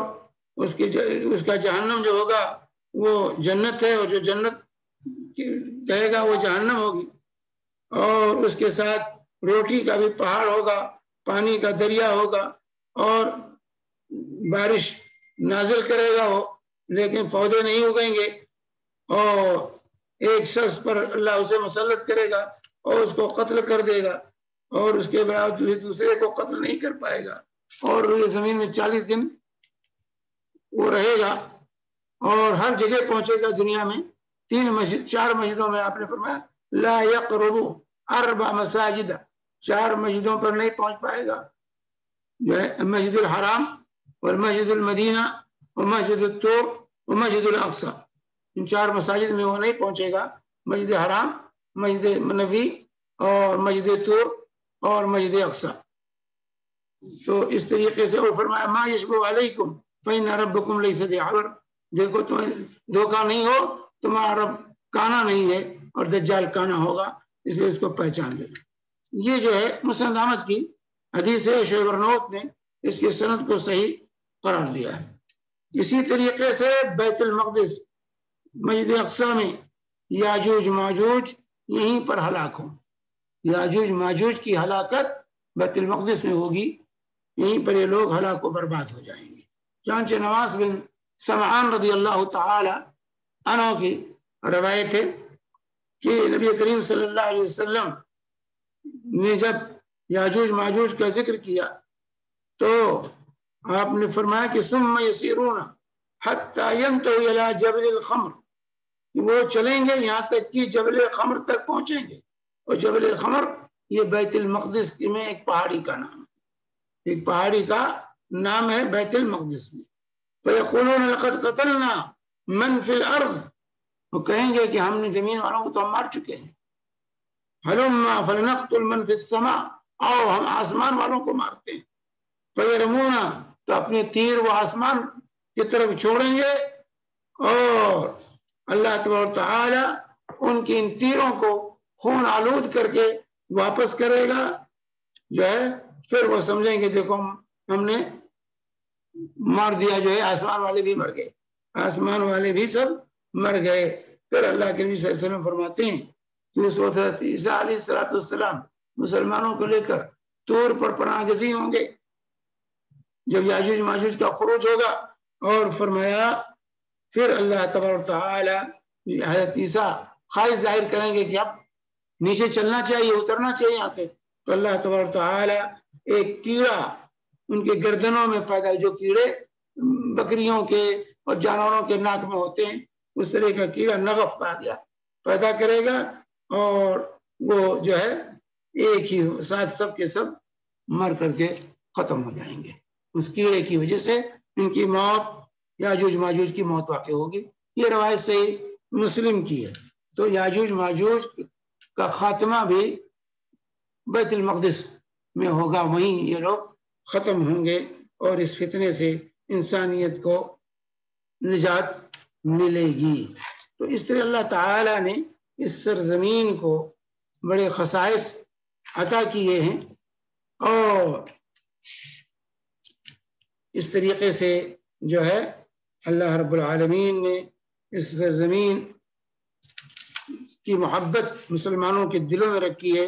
اور یہ سرزمین کہ اللہ نے قسم کھائی والتین والزیتون کہہ کر، والتین والزیتون قسم ہے تینوں زیتون کی. تینوں زیتون کا مرکز یہی علاقہ ہے. یہاں جو ہے تفسیر میں ہے کہ ان شریعتوں کی جو ہے اللہ تعالی نے وطور سینین وہذا البلد الامین، بلد امین میں رسول پاک صلی اللہ علیہ وسلم کی بعثت اور طور سے حضرت موسیٰ کی دعوت کا آغاز اور تین اور زیتون سے دیگر انبیاء اور حضرت عیسیٰ علیہ السلام کی دعوت کا آغاز اس سرزمین سے ہوا تھا. اس طرح اس سرزمین کی اہمیت اس سے اجاگر ہوتی ہے کہ اللہ تعالی نے اس سرزمین کی جو ہے قسم کھائی ہے، اس سرزمین کی قسم کھائی. آپ مسجد اقصی میں نماز، جیسے کہ ہم نے حدیث پڑھی کہ 4 نمازیں مسجد اقصی کی مسجد نبوی کی 1 نماز کے برابر. تو دوسری مسجدوں کے مقابلے میں مسجد اقصی کی نماز کی فضیلت کتنی ہے؟ اس حدیث پاک سے یہ واضح ہوتا ہے کہ مسجد اقصی میں نماز پڑھنا دوسری مساجد میں نماز پڑھنے سے 250 گنا زیادہ ثواب، 250 نماز کے بعد مسجد اقصی کی 1 نماز حرمین کے علاوہ 250 نماز کے برابر ہے. دوسری مسجدوں میں 250 نماز پڑھیں، 1 نماز مسجد اقصی میں پڑھیں تو 250 نماز کے برابر مسجد اقصی کی 1 نماز. یہ صحیح حدیث آپ کے سامنے پیش کی گئی ہے، کیونکہ 4 نمازیں مسجد اقصی کی مسجد نبی کی 1 نماز کے برابر، اور مسجد نبی میں کی 1 نماز دوسری مساجد میں 1000 نماز کے برابر. مسجد نبی کی 1 نماز دیگر مساجد میں حرام کے علاوہ 1000 نماز کے برابر ہے. تو جب 1000 نماز کے برابر ہے تو 4 نمازیں اگر مسجد اقصی کی مسجد نبی کی 1 نماز کے برابر ہے تو معلوم ہوا کہ 250 جو ہے نماز جو ہے دوسری مسجدوں میں 250 نماز مسجد اقصی میں 1 نماز کے برابر ہے. تو اس طریقے سے مسجد اقصی مسجد حرام میں 1 لاکھ اور مسجد نبوی میں 1000 اور مسجد اقصی میں جو ہے 250 یہ فضیلت ہے. جو 500 اور دوسری روایتیں بیان کی جاتی ہیں سب ضعیف ہیں، اس میں سے کوئی روایت صحیح نہیں، اس میں سے کوئی روایت بھی صحیح نہیں ہے. اور اس طریقے سے جو ہے سیدنا جو ہے سلیمان علیہ السلام نے جو دعا کیا تھا تعمیر کے وقت جو ہے بیت المقدس کی 3 دعائیں مانگی تھی. حکمن یصادف حکمہ، کہ اللہ ایسا کر کہ میں جو فیصلہ کروں وہ تیرے فیصلے کے خلاف نہ ہو، مطابق ہو. ملکن لا ينبغي لأحد من بعدی، اور ایسی سلطنت آ کر جو میرے بعد کسی کے لیے مناسب نہ ہو. اور تیسری دعا جو سیدنا سلیمان علیہ السلام نے کی تھی کہ اللہ اس کے اندر جو لوگ نماز پڑھیں، نماز پڑھنے والوں کی اللہ تو مغفرت فرما دے، اس میں نماز پڑھنے والوں کی مغفرت فرما دے. جو خرج من ذنوبی جو ہے کیوم ولدتہ امہ، وہ ایسی ہو جائے جیسے ابھی ماں کے پیٹ سے پیدا ہوا، ابھی ماں کے پیٹ سے پیدا ہوا. تو اللہ کے نبی صلی اللہ علیہ وسلم فرماتے ہیں کہ 2 تو اللہ نے ان کو دے دیا. پہلی جو 2 دعائیں تھیں کہ میرا فیصلہ اللہ کے فیصلے کے خلاف نہ جائے، مطابق رہے، اور ایسی حکومت جو کسی میرے بعد نہ ملے. تو یقیناً حضرت سلیمان کے بعد ایسی حکومت کسی کو نہیں ملی.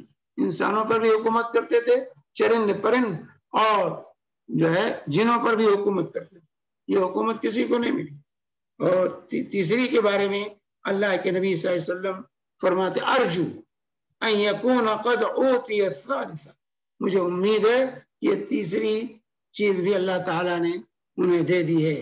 تو مسجد اقصی کی میں نماز یہ مغفرت کا سبب، مسجد اقصی میں نماز مغفرت کا سبب ہے کہ یوم ولدت امہ کا ایسے ہو جائے جیسے ابھی ماں کے پیٹ سے پیدا ہوا ہے.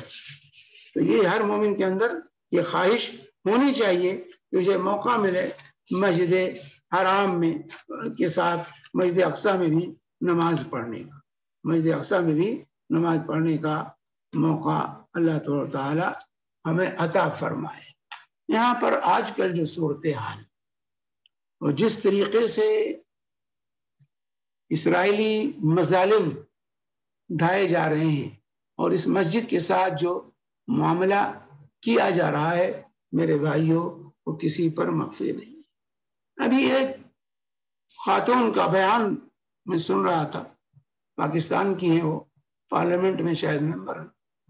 انہوں نے یہ تجویز پیش کی کہ نہیں، اللہ نے مسلمانوں کو کعبہ دے دیا ہے، یہودیوں کو بیت المقدس دے دیا ہے، تو ان کے لیے چھوڑ دینا چاہیے، وہ وہاں خوش رہیں، مسلمان یہاں خوش رہیں.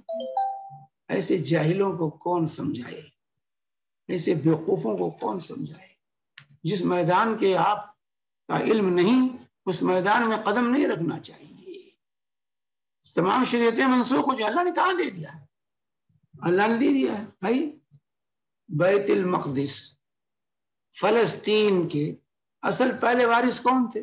کون آباد تھے؟ وہاں عرب آباد تھے، عمالقہ جسے کہا جاتا ہے، بنو کنعان کہا جاتا ہے، کنعانی وہاں آباد تھے. اس کے بعد جو ہے اصل وہاں کے باشندے کنعانی ہیں، عرب ہیں. فلسطین کے اصل باشندے عرب ہیں، کنعانی ہیں. اور اس کے بعد پھر سیدنا ابراہیم علیہ السلام گئے. تو اور بنی اسرائیل کا کب وجود ہوا؟ عیسیٰ علیہ جو ہے حضرت ابراہیم علیہ السلام، یہ بھی اسرائیل نہیں تھے، ان کا یہودیت سے نصارہ سے کوئی تعلق نہیں تھا. اور اس کے بعد یعقوب علیہ السلام کے زمانے میں یہ تمام کے تمام جو ہے منتقل ہو کر کہاں پہنچ گئے؟ یہ پہنچ گئے جو ہے مصر میں رہے یوسف علیہ السلام کے زمانے میں. اور پھر وہاں ان کی سلطنت ختم ہوئی، فرعون غالب آیا اور اس طرح ظلم کی چکی میں پستے رہے صدیوں. اور اس کے بعد جو موسیٰ علیہ السلام لے کے نکلے تو بنی اسرائیل نے خود بیت المقدس میں جانے سے، فلسطین میں جانے سے انکار کر دیا. کہا اذهب انت وربك فقاتلا انا هاهنا قاعدون، انا هاهنا قاعدون.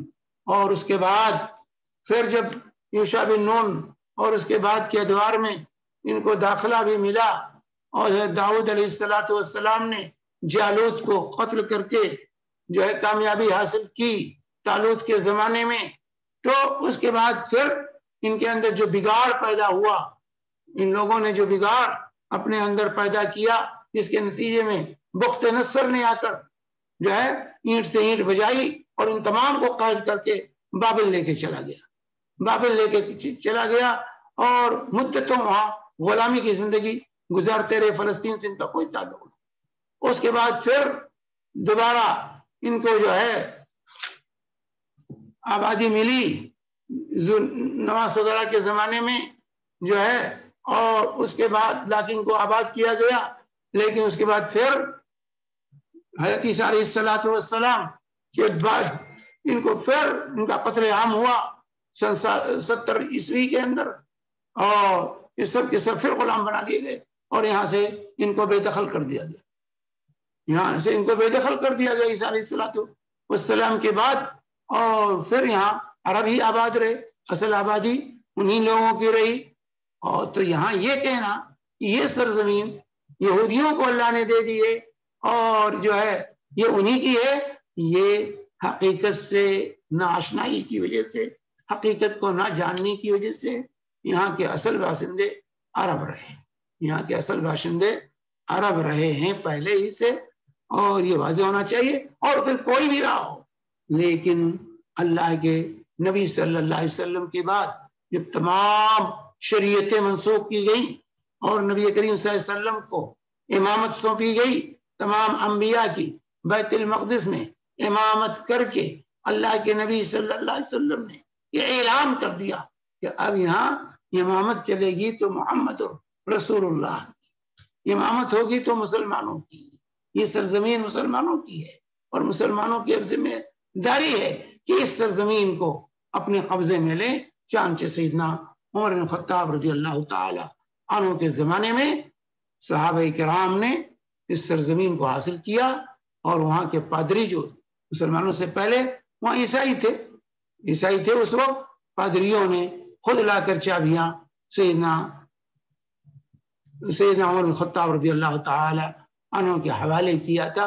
یہ واقعہ آپ پڑھ لیجئے، اور اکثر لوگ اس کو جانتے ہیں کہ کس طریقے سے سیدنا عمر رضی اللہ تعالی عنہ نے جو ہے سفر کیا تھا، اور سفر کر کے وہاں پہنچے تھے، اور انہوں نے خود رغبت ظاہر کی، انہوں نے اپنی خوشی سے لا کر چابیاں حضرت عمر رضی اللہ تعالی عنہ کے حوالے کی تھی بیت المقدس کی، اور اس کے بعد سے ان کی قیادت رہی، مسلمانوں کے زیر اثر رہا۔ اس کے بعد تھوڑے فترے بعد عیسائیوں نے دوبارہ قبضہ کیا، لیکن صلاح الدین ایوبی جیسے بہادروں نے اس سرزمین کو آزاد کرایا، اور اس کے بعد سے آج تک یہ مسجد مسلمانوں کے ہاتھ میں، اس وقت سے لے کر آج تک یہ مسجد مسلمانوں کے پاس ہے۔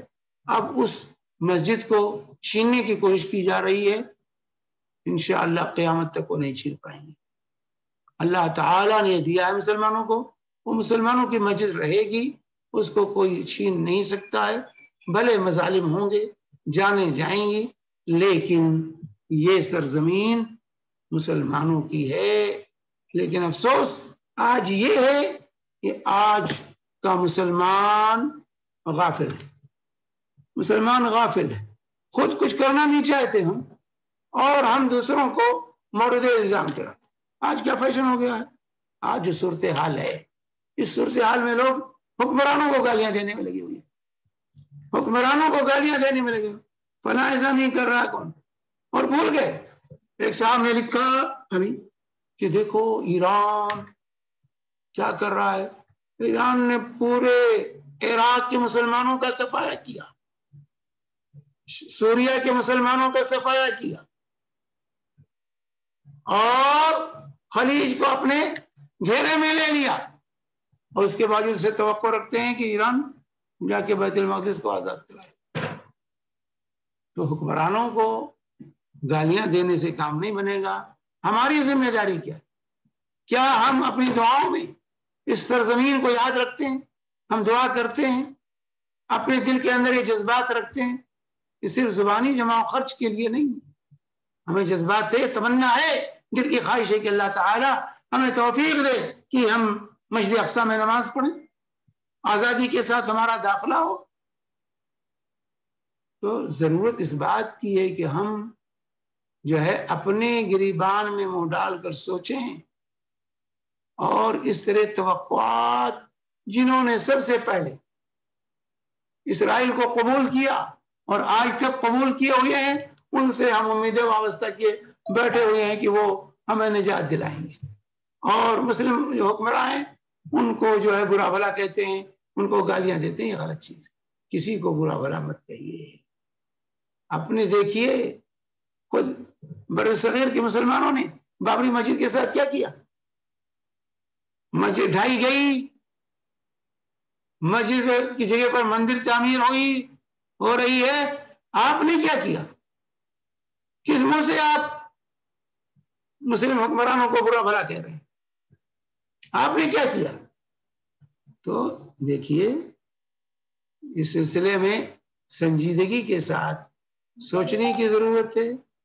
ہم جس چیز کے مکلف ہیں وہ چیز کریں، ہم مکلف ہیں کہ دین کی پابندی کریں، ہم اپنے دین ہم پر پابند رہیں، دین پر پابند رہیں، خود اپنے بچوں پر اسلام کو نافذ کریں۔ ہم اپنے بچوں کو پر اسلام، ہم نماز نہیں پڑھا پا رہے ہیں، ہم حکمرانوں کو حکم دے رہے ہیں، ہم اپنے بچے پر ہماری حکومت نہیں چلتی، بچے ہمارے بے راہ ہو رہے ہیں، نماز جیسی عبادت سے پھرے ہوئے ہیں، اور ہم چاہتے ہیں کہ جو ہے مسلم حکمراں ہمارے قبضے میں آ جائے، ہم جو کہیں وہ مانیں؟ پہلے منوائیے اپنے بچوں سے اپنی بات، اپنے بچوں سے تو اپنی بات منوا لیجئے پہلے. تو بہرحال جو کچھ آج جذباتی لوگ اور جذباتی تقریریں کر کے لوگوں کو جو ہے برباد کر رہے ہیں، ضرورت اس بات کی ہے کہ مسلمان بن جائے. لا ينزعه حتى ترجعوا الى دين. اللہ کے نبی صلی اللہ علیہ وسلم نے کیا فرمایا تھا؟ علاج کیا ہے؟ اس علاج کی طرف کوئی نہیں جاتا. اذا تبايعتم بالعينة واخذتم اذناب البقر ورضيتم بالزرع وتركتم الجهاد سلط اللہ علیکم ذلہ لا ينزعه حتى ترجعوا الى دینکم. اللہ کے نبی صلی اللہ علیہ وسلم نے بیماری کی بھی تشخیص کی، علاج کی بھی تشخیص کی.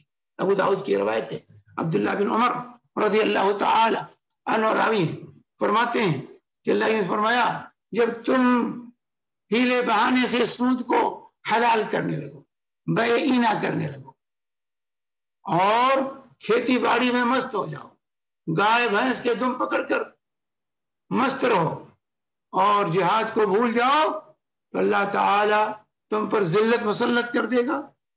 لا ينزعه حتى ترجعوا الى دینکم. اور یہ ذلت اس وقت تک ختم نہیں ہوگی جب تک اللہ کے دین کی طرف لوٹ کے نہیں آؤ. ہم نماز پڑھنے کے لیے تیار نہیں، ہم شریعت کی پابندی کرنے کے لیے نہیں، اپنی شکل و صورت بنانے کے لیے نہیں. عورتیں مرد بن رہی ہیں، مرد عورت بن رہے ہیں، اور پھر تمنا کرتے ہیں اور کوستے ہیں مسلم حکمرانوں کو. ہم کوستے ہیں مسلم حکمرانوں کو. اپنے اپنے دائرے میں کام کیجیے، اپنے اپنے دائرے میں رہیے، اپنے دائرے میں کام کیجیے. جس کی ذمہ داری اللہ نے آپ پر ڈالی ہے وہ ذمہ داری پوری کیجیے اور دعا کیجیے. آپ کے لیے دعا، آپ دعا کیجیے اس گھر کی بازیابی کے لیے، بیت المقدس کے لیے، فلسطین میں امن و امان کے لیے، ان مسلمانوں کی جان مال عزت اور آبرو کی حفاظت کے لیے اللہ سے دعائیں کیجیے. دعا میں بڑی تاثیر ہوتی ہے. کہتے صرف دعا، ایک صاحب کہیں لگے صرف دعا سے کام نہیں بنے گا. تب کس سے کام بنے گا؟ دعا سے وہ کام بنتا ہے جو کسی چیز سے نہیں بنتا ہے، کسی چیز سے نہیں بنتا، کسی چیز سے نہیں بنتا. اسباب دھرے رہ جاتے ہیں اور دعا آگے نکل جاتی. سعودیہ کا واقعہ ہے، اسی پر میں اپنی بات ختم کرتا. جو لوگ کہتے ہیں دعا سے صرف کام نہیں بنے گا، یہ مولوی لوگ صرف دعا کراتے ہیں. سعودیہ میں ایک ڈاکٹر تھے جن کا نام احمد تھا، بہت ماہر ڈاکٹر تھے، جراح بھی تھے. وہ اپنا واقعہ بیان کرتے ہیں کہ وہ ریاض سے نکلے ابہا جانے کے لیے، میٹنگ تھی وہاں، انہیں مقالہ پیش کرنا تھا اپنا. جہاز پر سوار ہوئے، جو ہے موسم ناسازگار ہوا، جہاز جا کر کے طائف میں رک گیا کہ آگے نہیں جا سکتا. اب صرف 4 گھنٹے باقی تھے پروگرام شروع ہونے میں. لوگوں نے کہا حضرت جہاز تو اب جا نہیں سکتا، آپ ٹیکسی کر لیجئے، چلے جائیے. انہوں نے ٹیکسی کیا، چلتے رہے. راستے میں طوفان آیا اور گاڑی چلانا مشکل ہو گیا. راستے میں جا کر ایک گھر کے پاس انہوں نے روک دیا گاڑی کو اور حالت خراب کی. تو اس کے بعد دروازہ تھا، کھٹکھٹایا تو دیکھا وہاں ایک بڑھیا تھی. بڑھیا نے ان کو اندر بلا لیا اور کھانا وانا کھلایا. اس کے بعد وہ بڑھیا رونے لگی. تو انہوں نے پوچھا کہ امی جان بتائیے آپ کیوں رو رہی ہیں؟ تو انہوں نے کہا میرا ایک بچہ ہے اور وہ بیمار پڑا ہوا ہے، بہت علاج کرایا. لوگوں نے کہا کہ اس کا علاج ایک شخص کے پاس ہے جو ریاض میں رہتا ہے، جو ریاض میں رہتا ہے وہی اس بچے کا علاج کر سکتا ہے. اور میں نے بہت دعا کی اللہ تعالیٰ سے، میری بہت سی دعائیں قبول ہوئی لیکن یہ دعا قبول نہیں ہوئی. تو انہوں نے پوچھا کیا بتاؤ اس ڈاکٹر کا نام کیا ہے؟ تو کہا اس ڈاکٹر کا نام احمد ہے، اس ڈاکٹر کا نام احمد ہے. تو انہوں نے کہا امی جان میں احمد ہوں، وہ ڈاکٹر جس کے لیے دعا کر رہی تھی وہ ڈاکٹر میں ہوں، وہ ڈاکٹر میں ہوں. اللہ نے زبردستی مجھے آپ کے پاس بھیج دیا اور پھر اس بچے کا آپریشن کیا، اس کا علاج کیا. دعا کی یہ تاثیر ہے. دعا کی بڑھیا دعا کرتی رہی، مایوس تھی کہ میرے بچے کا علاج کیسے ہو، میرے پاس تو اتنا ہے نہیں، میں ایسا کچھ نہیں کر سکتی. اب اللہ تعالیٰ نے حالات ایسا پیدا کیے کہ ڈاکٹر خود گھر میں پہنچ گیا اور اس کے بچے کا علاج ہو گیا. تو جو لوگ کہتے ہیں کہ دعا میں کیا، دعا سے صرف کام نہیں بنتا، نہیں، دعا ہی سے کام بنتا ہے. ان اللہ علی کل شیء قدیر، اللہ تعالیٰ ہر چیز پر قادر ہے، اللہ تعالیٰ ہر چیز پر قادر ہے. دعا سے بہت کچھ بنتا ہے. بڑی اس طرح کے بہت سے واقعات، اس طرح کے بہت سے واقعات، تاریخ ہے پوری. تو دعا ہمارا کام ہے کہ ہم اپنے ان مسلمان بھائیوں کے لیے دعا کریں، مسجد اقصیٰ کے لیے دعا کریں، ان کو اپنی دعاؤں میں نہ بھولیں اور اپنے آپ کو سدھارنے کی کوشش کریں. اپنے آپ کو سدھاریں، مسلمان بنائیں، اللہ کے دین کی طرف لوٹیں، اپنی ایمانی قوت کو بڑھائیں. کہتے نہیں وہ تو بدر میں 313 تھے، انہوں نے 1000 کا مقابلہ کر لیا تھا، تو آج کے مسلمان بھی کر سکتے ہیں.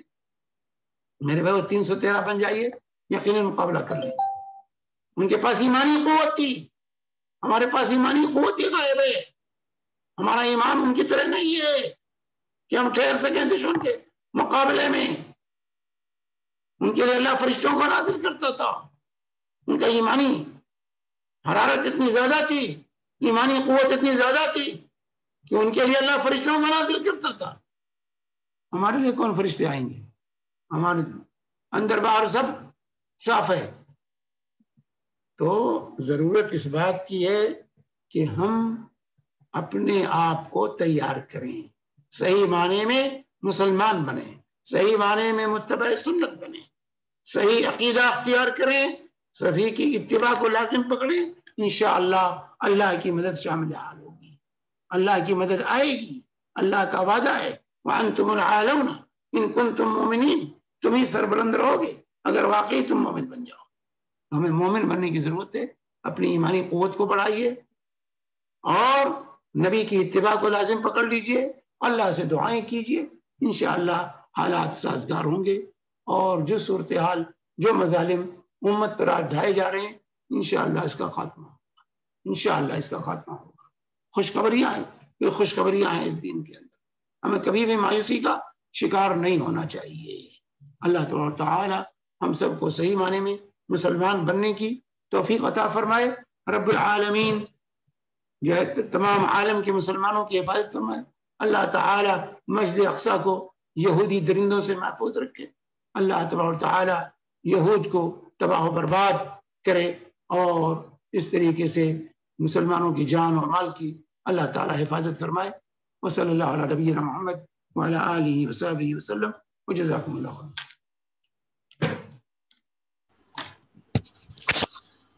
جزاک اللہ خیرن شیخ. امپورٹنٹ ٹاپک، کافی لوگوں کے لیے انفارمیٹیو تھا.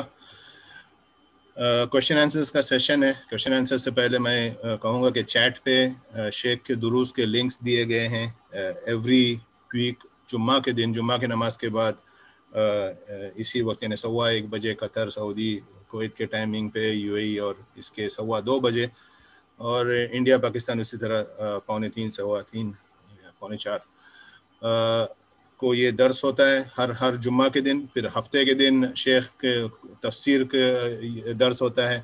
پیر کے دن خلفائے راشدین پہ سیریز ہے. ان سب سیریز کی لنک چیٹ پہ ڈالی ہوئی ہے. اگر آپ لوگ یا پھر کسی واٹس ایپ گروپ پہ ہیں تو آپ کو وہاں پتہ چل جائے گا. آتے ہیں کوشچن آنسر سیشن پہ. کوشچن آنسرز جس کے پاس ہیں وہ جو زوم پہ ہیں وہ ہاتھ اٹھائیں اور یہاں پہ ڈائریکٹ زوم پہ پوچھ سکتے ہیں. یوٹیوب اور فیس بک کے کویشچنس مجیب بھائی یا سجاد بھائی آپ لے لیں. اور فی الحال یہاں پہ کوئی کویشچن ہے نہیں. اگر آپ کے پاس کوئی کویشچن ہو، جی کاشف بھائی آپ کا ہاتھ اٹھا ہوا ہے، آپ پوچھ سکتے ہیں اور پھر اس کے بعد میں مجیب بھائی کو بولوں گا. السلام علیکم شیخ صاحب، کیسے ہیں جی؟ وعلیکم السلام ورحمۃ اللہ وبرکاتہ. جی شیخ صاحب بہت زبردست درس تھا، بہت علم ملا ہم لوگ کو آج، بہت جزاک اللہ خیر شیخ صاحب. اچھا شیخ صاحب میرے 3 سوال تھا. یہ پہلا، یہ جو اس کے اوپر تھا، یہ جو فلسطین کے اوپر یہ جو جلسے نکالتے ہیں اس کے بارے میں کیا رائے ہے؟ اس کا کچھ کیا نکالتے ہیں؟ جلسہ نکالتے ہیں نا، یہ جو جلسے نکالتے ہیں آج کل، ادھر اکٹھے ہو جو، ادھر اکٹھے ہو جو، اس کا کوئی فائدہ ہوتا ہے؟ بدعتیں نہیں جو نکالتے ہیں لوگ، بدعتیں. ابھی اعلان آیا کہ فلاں تاریخ کو 4 رکعت تہجد کی نماز پڑھو اور فلسطین کے لیے دعا کرو، تمام دنیا کے لوگ. یہ بدعت، ایک طرح جلوس نکالنا، احتجاج کرنا، یہ اسلام میں نہیں ہے، اس سے کچھ حاصل نہیں ہوگا. اس کے بجائے دعا کرو، اللہ سے دعائیں کرو. احتجاجات سے کچھ بات بننے والی نہیں ہے. احتجاج کر کے آپ کیا کر سکتے ہیں؟ کچھ نہیں بگاڑ سکتے. یہ اسلام میں احتجاج نام کی کوئی چیز نہیں. یہ سب غیر اسلامی چیزیں ہیں جو لوگوں نے اختیار کر رکھی. احتجاجات سے کچھ نہیں بننے والا ہے. اللہ سے دعائیں کرو، اپنے آپ کو سدھارو. آپ اپنے آپ کو سدھار لیں گے، اللہ تعالی کا انعام آپ کے اوپر ہوگا، اور اللہ رب العالمین جو کچھ گیا ہے اس کو واپس کر دے گا. جی. اور دوسرا سوال اسی پہ ہے کہ جیسے بھی بولتے ہیں اس کو بائیکاٹ کر دو، پیزا ہٹ کو، میک ڈونلڈ کو، پیپسی کو، یہ سب چیزوں کو بائیکاٹ کر دو، اس کے بارے میں بھی بولتے ہیں لوگ. بھائی بائیکاٹ کے سب چیزیں تو ایسے نہیں کھانا چاہیے. یہ سب انسانی صحت کے لیے زہر ہیں. چاہے پیپسی ہو، چاہے 7 اپ ہو، چاہے وہ میک ڈونلڈس ہو، چاہے کیا کیا نام بھی مجھے یاد نہیں. جی بہت نام ہے، بہت سے نام. ہاں، بہت سے ناموں کی چیزیں جو آج یہ ہوٹل کھلے ہوئے ہیں جو ہے، ان سب کا بائیکاٹ ہونا چاہیے کہ سب انسانی زندگی کے لیے زہر ہے. یہ پیسہ لوٹنے کے لیے بنائے گئے ہیں. تھوڑا سا ذائقہ وغیرہ پیدا کر کے آپ کے پیسے کو بھی لوٹتے ہیں، آپ کی صحت کو بھی لوٹتے ہیں. جیسے اب ان کے نام کے میں پرفیوم لیے ہوئے ہیں، شرٹس ہیں ادھر سے لی ہوئی ہیں، تو یہ بھی پھر بائیکاٹ کرنا چاہیے، پرفیوم وغیرہ سب کچھ.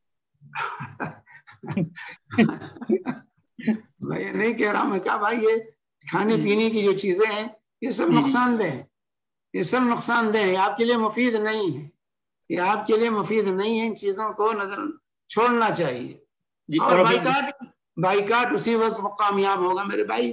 ہم سر سے لے کر پیر تک ڈوبے ہوئے ہیں مغربی تہذیب میں، یورپ کی تہذیب میں ڈوبے ہوئے ہیں. پھر ہم بائیکاٹ کیسے کر پائیں گے؟ بائیکاٹ کرنے کے لیے ضروری ہے کہ اسلامی تہذیب اختیار کریں. اور بائیکاٹ اسی وقت کامیاب ہوا جب حکومتیں اس کو اختیار کریں گی. افراد کے بائیکاٹ کرنے سے کچھ نہیں ہوتا.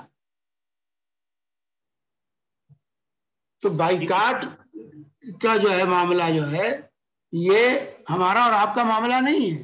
ہمیں ویسے ہر مسلمان کو چاہیے کہ ان چیزوں سے احتراز کریں جو انسانی صحت کے لیے مضر ہیں، جس کے اندر حلال و حرام کی تمیز جن کے پاس نہیں ہے، ان کی چیزیں کھانے پینے سے بچنا چاہیے.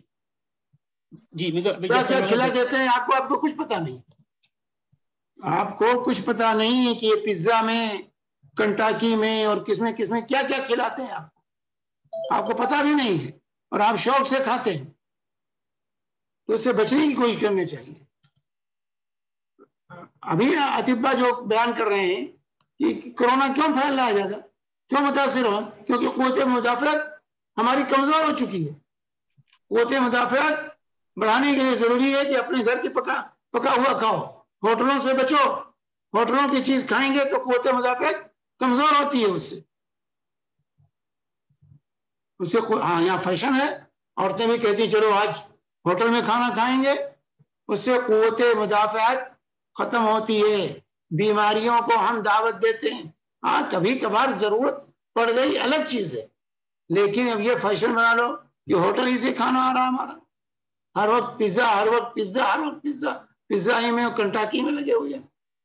مکدونلڈس کیا کھانے ہیں، اللہ رحم فرمائے. تو بہرحال ان کھانوں سے، فاسٹ فوڈ سے بچیے.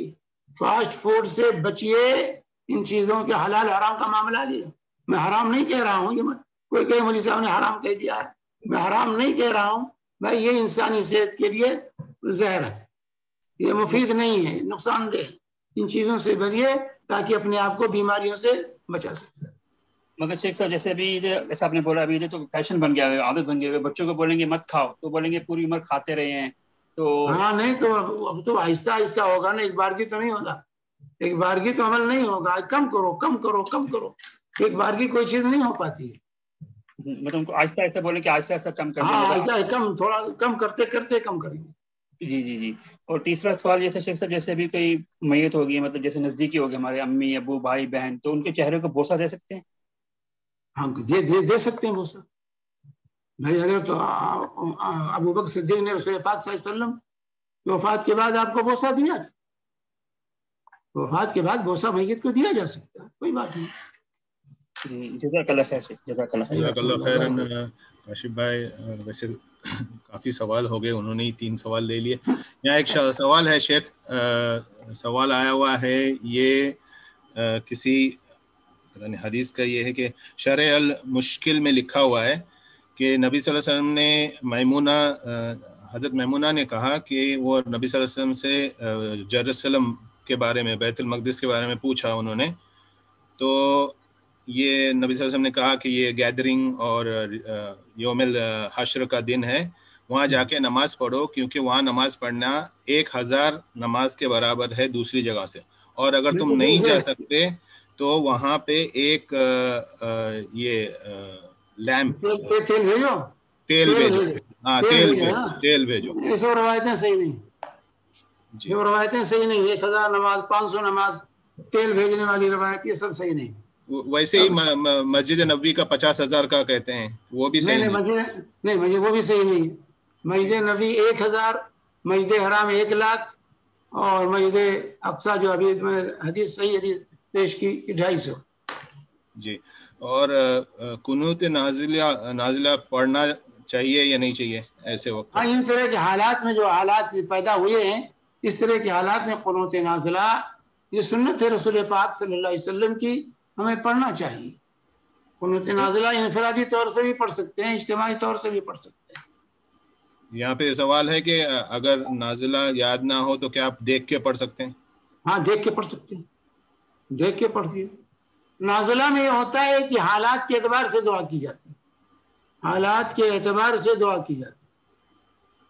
جی شیخ، یہاں ایک سوال ہے کہ جو نارملی رمضان میں وہ لالٹین وغیرہ کی فوٹو دکھتی ہے مسلمانوں کے اس پہ کئی کارڈ پہ یا کئی اس پہ، اس کی کچھ اہمیت ہے کیا؟ پرانی تہذیب ہے، اور کیا اس کے اسلام سے اس کا کیا تعلق؟ پہلے لالٹین ہی جلتا تھا، وہ نہیں تھا. اب وہ تو پرانی چیزیں ہو گئی، آثار کے طور پر لوگ اس کو دکھاتے ہیں. جی یہاں پہ ہاتھ اٹھا ہوا ہے، پتہ نہیں محترمہ ہے کیا، فاطمہ. کیا سوال؟ جی السلام علیکم. وعلیکم السلام ورحمۃ اللہ وبرکاتہ. جی وہ ہم لوگ پوچھنا چاہ رہے تھے کہ وہ ایک حدیث ہے کہ بیت المقدس حشر کا میدان ہوگی، تو کیا یہ بات صحیح ہے؟ صحیح ہے، میں نے بیان کیا اس میں پروگرام میں ہی بیان کیا کہ حشر و نشر کی جگہ ہو، بلاد شام جو ہے حشر و نشر کی جگہ. جزاک اللہ خیر شیخ.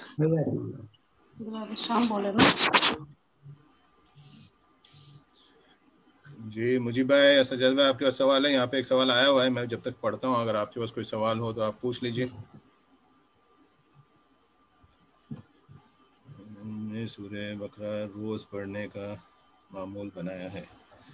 ایک میں سوال لے لیتا ہوں سمیر یوٹیوب سے. بھائی پوچھتے ہیں سلام کرنے کے بعد، شیخ ہیکل سلیمانی کیا ہے؟ وعلیکم السلام ورحمۃ اللہ وبرکاتہ. یہ یہودیوں کا وہ کہتے ہیں ہیکل سلیمانی، وہی جو تعمیر حضرت سلیمان علیہ السلام نے مسجد اقصیٰ کی تھی، بیت المقدس کی جو تعمیر کی تھی، اسی کو ہیکل سلیمانی وہ اپنے ڈھنگ سے اس کو سمجھتے ہیں. خیر شیخ، فی الحال ایک ہی سوال آیا یوٹیوب پہ، اور آئیں گے تو میں بتاتا ہوں، جب تک سمیر تم دوسرے سوال لے سکتے ہو. جی شیخ، یہاں پہ ایک سوال ہے کہ ایک بہن نے سورہ بقرہ روز پڑھنے کا معمول بنایا ہے، مگر مصروفیات کی وجہ سے وہ 1 یا 2 وقت میں نہیں پڑھ پاتی، بلکہ چھوٹے چھوٹے اوقات میں تھوڑا تھوڑا پڑھ کر رات تک مکمل کرنے کی کوشش کرتی ہے. ان کا سوال ہے کہ کیا باوضو ہو کر ضروری ہے، اور کیا موبائل فون پر پڑھنے سے اور اسے تھوڑا تھوڑا پڑھنے سے وہ فضیلت مستحق تک پہنچے گی یا نہیں؟ یہ بہتر ہے یا 2-3 دن میں سورت مکمل کرنا کوئی بہتر؟ ضروری نہیں کہ ایک دن میں سورہ بقرہ ختم کریں. اور کیوں پڑھتی ہیں، کس لیے پڑھتی ہیں؟ ہمیشہ ان کی عادت ہے روزانہ سورہ بقرہ پڑھنے کی. انہوں نے بنایا کہ معمول بنایا ہے. ہاں معمول ٹھیک ہے، لیکن سورہ بقرہ کی اپنی ایک فضیلت ہے. ہاں سورہ بقرہ کی اپنی ایک فضیلت ہے، اس میں کوئی شک نہیں. سورہ بقرہ ہے، سورہ آل عمران ہے، یہ فضیلت والی صورتیں ہیں، ان کو پڑھنے سے جو ہے برکت حاصل ہوتی ہے، باعث برکت صورتیں ہیں. لیکن جو ہے کوئی ضروری نہیں کہ سورہ بقرہ روزانہ آپ ختم کریں، جتنی سہولت سے پڑھ سکتے ہیں اتنا پڑھیں. یہ نہیں کہ صرف سورہ بقرہ پڑھتی رہیں، باقی صورتیں کب پڑھیں گے؟ اگر پورا وقت سورہ بقرہ میں لگا دیں گے تو قرآن کی تلاوت جاری رکھنی چاہیے اول سے آخر تک. صرف سورہ بقرہ پکڑ کے نہ بیٹھ جائیں کہ صرف سورہ بقرہ بابرکت صورت ہے، ہمیشہ اسی کو پڑھتی رہیں. نہیں، پورے قرآن کی تلاوت ہو اس کے ساتھ. سورہ بقرہ آپ پڑھنا چاہتی ہیں پڑھیں، ایک دن میں پڑھنا چاہتی ہیں، 2 دن میں پڑھنا چاہتی ہیں، تھوڑا تھوڑا روزانہ پڑھنا چاہتی ہیں پڑھیں، اس سے کوئی ممانعت نہیں. لیکن یہ نہیں کہ قرآن کی تلاوت چھوڑ کر صرف سورہ بقرہ میں لگی رہیں، وہی سے پڑھتی رہیں، باقی قرآن نہ پڑھیں کبھی. نہیں، قرآن کی تلاوت کا ایک معمول ہونا چاہیے اور ترتیب سے پڑھنا چاہیے. ویسے تو چاہیے کہ 1 مہینے میں انسان قرآن ختم کر دے، ایک پارہ روزانہ پڑھے تاکہ مہینے میں قرآن ختم ہو جائے. اگر یہ بھی نہیں ہو سکتا ہے تو مطلب تھوڑا تھوڑا تلاوت کا سلسلہ جاری رکھنا چاہیے. رہا معاملہ وضو کا کہ وضو تو اگر آپ مصحف سے پڑھتی ہیں تو مصحف پکڑنے کے لیے وضو شرط ہے، یعنی قرآن ہاتھ میں لے کے پڑھتی ہیں تو بولا. لیکن اگر آپ موبائل سے یا نیٹ سے پڑھتی ہیں تو وضو شرط نہیں.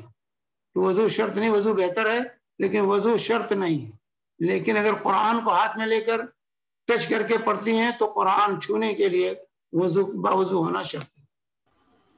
جی شیخ، یہاں پہ ایک سوال آیا ہوا ہے سمیر، اسی کو اگر شیخ مکمل کریں تو شیخ اگر انہوں نے موبائل سے قرآن پڑھا اور ان کی وضو نہیں تھی، انہوں نے موبائل سے پڑھا، وضو تھی ابھی موبائل سے پڑھا، تو اس کے اجر میں فرق پڑے گا اگر انہوں نے بغیر وضو کے پڑھا؟ اجر میں قرآن پڑھنا ہوگا لیکن باوضو ہے تو یہ بہتر اور افضل ہے. ذکر اللہ کے اس کے ساتھ بھی کرنا بغیر وضو، ذکر کے لیے وضو شرط نہیں ہے، قرآن چھونے کے لیے وضو شرط. لیکن اگر نہیں پڑھا تو ثواب ملے گا، جتنے ہر پڑھتے تھے کیا ملیں گے. لیکن اگر باوضو ہو کر پڑھتے ہیں تو بہتر اور افضل ہے. جی شیخ، اسی نوعیت میں کسی نے مجھ سے یہ سوال کیا تھا جو پوچھنے کے لیے آپ سے کہ کیا ہو جاتا ہے 5-7 دن عورتوں کو قرآن چھوڑنے کو الاؤڈ نہیں ہے، تو وہ کہتے ہیں کہ ہم ہمارا معمول جاری رکھنا چاہتے ہیں، ہم قرآن پڑھنا چاہتے ہیں، ہم کیا موبائل سے پڑھتے رہ سکتے ہیں؟ ہاں، یہاں میں قرآن مت چھوڑیں، قرآن چھونا چھوڑ دیں لیکن قرآن پڑھنا ترک نہ کریں. وہ موبائل سے، نیٹ سے یا تفسیر کی کتاب لے کر کے اس سے قرآن پڑھتی رہیں.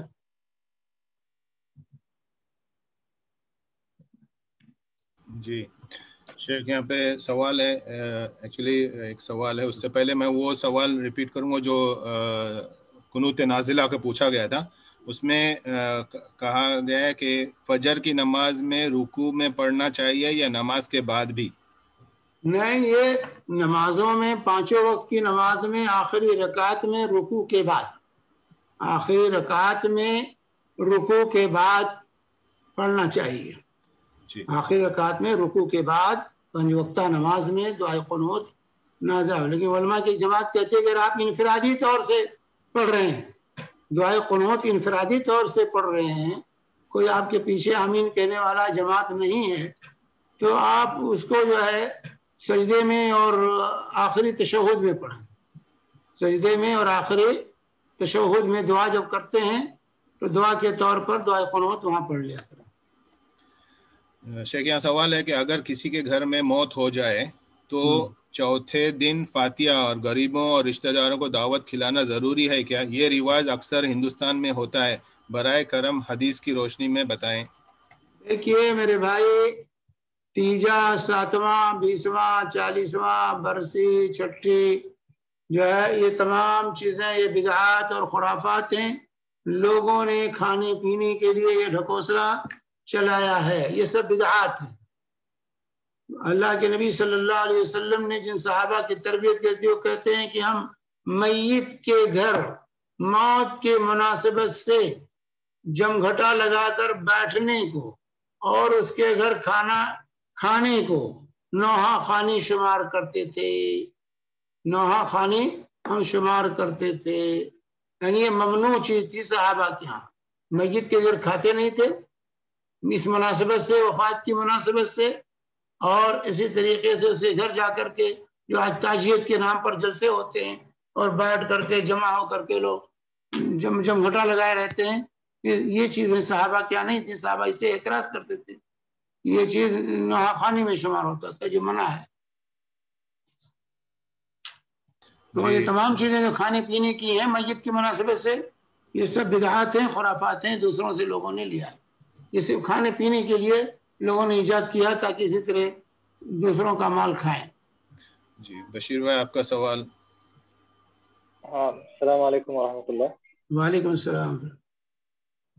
شیخ میں نے بعض لوگوں سے سنا کہ مسجد اقصیٰ کی تعمیر جو ہے وہ شروعات داؤد علیہ السلام سے ہوئی تھی اور اس کی مکمل جو ہے سلیمان علیہ السلام نے کیا، تو یہ کیا ہے، مطلب یہ درست ہے یا پھر نہیں؟ اس کو مختلف ادوار میں کام ہوتا رہا ہے۔ دیکھیے مختلف ادوار میں، میں نے بتایا نا کہ سب سے پہلے آدم نے بنایا، آدم کے بعد دیگر انبیاء بھی اس کے ساتھ رہے، اور پھر جو ہے نمایاں طور سے حضرت ابراہیم علیہ السلام نے کعبہ کو بنایا، اور سلیمان نے جو ہے، داؤد و سلیمان دونوں کی اس میں کوشش رہی ہے، انہوں نے بنایا۔ سلیمان کا نام زیادہ وہ ہے جو حدیث کے اندر سلیمان کا ذکر ہے، سلیمان علیہ السلام نے بنایا۔ تو بہرحال کچھ لوگ یعقوب علیہ السلام کا نام بھی پیش کرتے ہیں، یعقوب نے بنایا جو ہے۔ تو بہرحال مختلف زبانوں میں مختلف لوگ اس میں کام کرتے رہے ہیں۔ بس سوال یہ کہ پہلے کس نے بنایا؟ تو پہلے زیادہ جو چیز قرین قیاس ہے اللہ کی صلی اللہ علیہ وسلم کی حدیث کی روشنی میں، یہ 40 سال کا فاصلہ ہے دونوں میں، تو وہ سیدنا آدم علیہ السلام ہی کے وقت ہو سکتا ہے۔ شیخ یہاں پہ ایک سوال ہے کہ تیسری مندل، تھرڈ ٹیمپل، یہ کیا ہے جو یہودی مسجد اقصیٰ کی جگہ بنانا چاہتے ہیں؟ وہ اپنا مندر، اب اس کو مندر کہیے کیا کہیے، اس کو جو اپنا وہی ان کو اپنی مسجد بنانا چاہتے، اس کو اپنی عبادت گاہ بنانا چاہتے ہیں۔ کہتے ہیں کہ حضرت سلیمان نے یہودیوں کے لیے بنایا تھا، تو یہودیوں کے لیے، یہودیوں کا عبادت خانہ، سمجھے؟ یہودیوں کا عبادت خانہ بنانا چاہتے ہیں، مسلمانوں کو وہاں سے بے دخل کرنا چاہتے ہیں۔ جی سجاد بھائی سوال آپ کے مسجد اقصیٰ کو توڑ کر کے خاص طور سے جو حضرت عمر نے بنایا ہے، اس حصے کو توڑ کر کے جو ہے وہاں وہ اپنی تعمیر کرنا چاہتے ہیں۔ اسے بڑی کھدائیاں کی، نیچے بڑی کھدائی کی ہے، اور جو ہے زمین کو کھوکھلا کر دیا ہے ان لوگوں نے کھدائی کر کے، لیکن اللہ تعالیٰ نے کچھ جب تک باقی رکھنا ہے کوئی کچھ نہیں بگاڑ سکتا، انشاءاللہ یہ گھر باقی رہے گا۔ السلام علیکم شیخ، 2-3 سوالات آئے ہوئے ہیں اس پہ یوٹیوب پہ۔ ایک بھائی پوچھتے ہیں کہ شیعہ اور رافضی میں کیا فرق ہے، کیا شیعہ کافر ہیں؟ بھائی اب یہ سب اجتماعی فتاوی ہیں، جو صحابہ کو گالی دے، صحابہ کو گالی دینا جو نیکی کا کام سمجھے، جو قرآن کو محرف مانے، وہ کافر ہے، اس کے کفر میں کوئی شک نہیں۔ جو کہے قرآن محرف ہے، اس کو ابو بکر و عمر نے کہا ہے موجودہ قرآن، جو کہے کہ ہمارا قرآن جو امام غائب کے پاس ہے یہ قرآن محرف ہے، جو قرآن کو محرف مانے کافر ہے۔ جو صحابہ کو کہے ابو بکر و عمر کو گالی دینا باعث اجر و ثواب ہے، وہ کافر ہے، اس کے کفر میں کوئی شک نہیں۔ جی شیخ کسی نے آپ کی رائے مانگی ہے اس معاملے میں کہ جو آج کل حالات چل رہے ہیں، حماس اتنے سارے راکٹ پھینک رہا ہے اسرائیل پر، لیکن کوئی اس پہ لگتا نہیں، اسرائیل اتنے سارے پھینکتا ہے غازہ پر، لیکن سب کتنے فلسطینی لوگ شہید ہو رہے ہیں، کیا ایسا تو نہیں ہے حماس اور یہ ملے ہوئے ہیں؟ حماس کی بیوقوفی ہے، یہ حماس کی حماقت اور بیوقوفی ہے۔ جب آپ کے اندر طاقت نہیں ہے تو کیوں چھوڑتے ہو؟ پٹاخے چھوڑ کر تم اسرائیل کا مقابلہ کرو گے؟ تو نہ تو ایمانی قوت ہے، نہ جو ہے مادی قوت آپ کے پاس ہے، اور پھر اب آپ جو ہے پٹاخے چھوڑنے پر لگے ہوئے ہیں، مسلمانوں کی جانیں ضائع کر رہے ہیں۔ اس کا ذمہ دار کون ہوگا؟ ایسا اپنی بلڈنگ گراتے ہیں تو خالی کر دیتے ہیں، اپنی بلڈنگ گرتی ہے تو خالی ہوتی ہے، دوسروں کے عمارات مکانات گرتے ہیں تو اس میں انسان مرتے ہیں۔ शेख वही पूछना चाहते हैं कि ऐसा तो नहीं है हमास भी उनसे मिले हुए हैं, अगर ऐसा हरकतें क्यों कर रहे हो? भाई लोगों के दिलों पर फतवा लगाना तो बिल्कुल बिल्कुल सही है शेख, बिल्कुल सही। हाँ, लोगों के दिलों पर तो हम फतवा नहीं लगा सकते जी, और इस तरीके से आम बातें कोई नहीं कही जा सकती हैं, बिल्कुल अल्लाह सही। उनसे समझेगा। लेकिन बहरहाल ये हमाकत है, हालात इसकी इजाजत नहीं देते कि आप पटाखे छोड़कर, इसराइल जो सबसे बड़ी कुव्वत है दुनिया की, इस वक्त दुनिया की सबसे बड़ी कुव्वत है, अमेरिका उससे डरता है, यूरोप उससे डरता है, और आप उसको पटाखे छोड़ करके जो है आप उसको कहते हैं कि हम उसको खामोश कर ले जाएंगे। यही करना था तो मिस्र में जो किया था वही बेहतर था। अनवर सादात ने सारा सीना को वापस कर लिया, वही कर लेते, उसी वक्त कर लेते। ये पटाखे छोड़ छोड़ कर पूरे मुल्क को ज़ाया कर दिया। ठीक। शेख दूसरा सवाल एक भाई पूछ रहे हैं कि शेख मोहतरम, अगर कोई खातून हिफ्ज़ कुरान करना शुरू की 40 साल की उम्र में, हाँ। और डर लग रहा है कि आसानी से याद नहीं कर सकती है, तो क्या हिफ्ज़ बीच में छोड़ने से गुनाह होगा? नहीं, हिफ्ज़ छोड़ने से गुनाह नहीं होगा मेरे भाई, हिफ्ज़ छोड़ने से गुनाह नहीं होगा। अगर हिफ्ज़ कर सकती है जितना आसानी से, उतना आसानी के साथ हिफ्ज़ करे, थोड़ा थोड़ा जितना कर सकती है आसानी से करे। हिफ्ज़ छोड़ने से हम नहीं कहेंगे कि जो हिफ्ज़ ना करे वो गुनहगार होगा, ऐसा नहीं कि जो कुरान हिफ्ज़ ना करे वो गुनहगार है। जितना आसानी से कर सकती है, ला युकल्लिफुल्लाहु नफ्सन इल्ला वुसअहा, अल्लाह उतना ही मुकल्लफ करता है जितनी इंसान की ताकत है।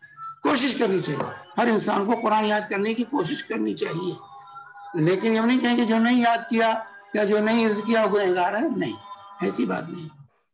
कुरान याद करना ये शर्फ की बात है, फजीलत की बात है। आप याद करेंगे तो आपका मकाम बुलंद होगा, लेकिन ये नहीं कहेंगे कि आप कुरान नहीं याद किया तो गुनहगार होगा। हाँ, लेकिन इतना कुरान याद करना लाजिम जिससे आप नमाज पढ़ सकें, आप नमाज पढ़ सकें, इतना याद रखना तो लाजिम है मुसलमान के लिए।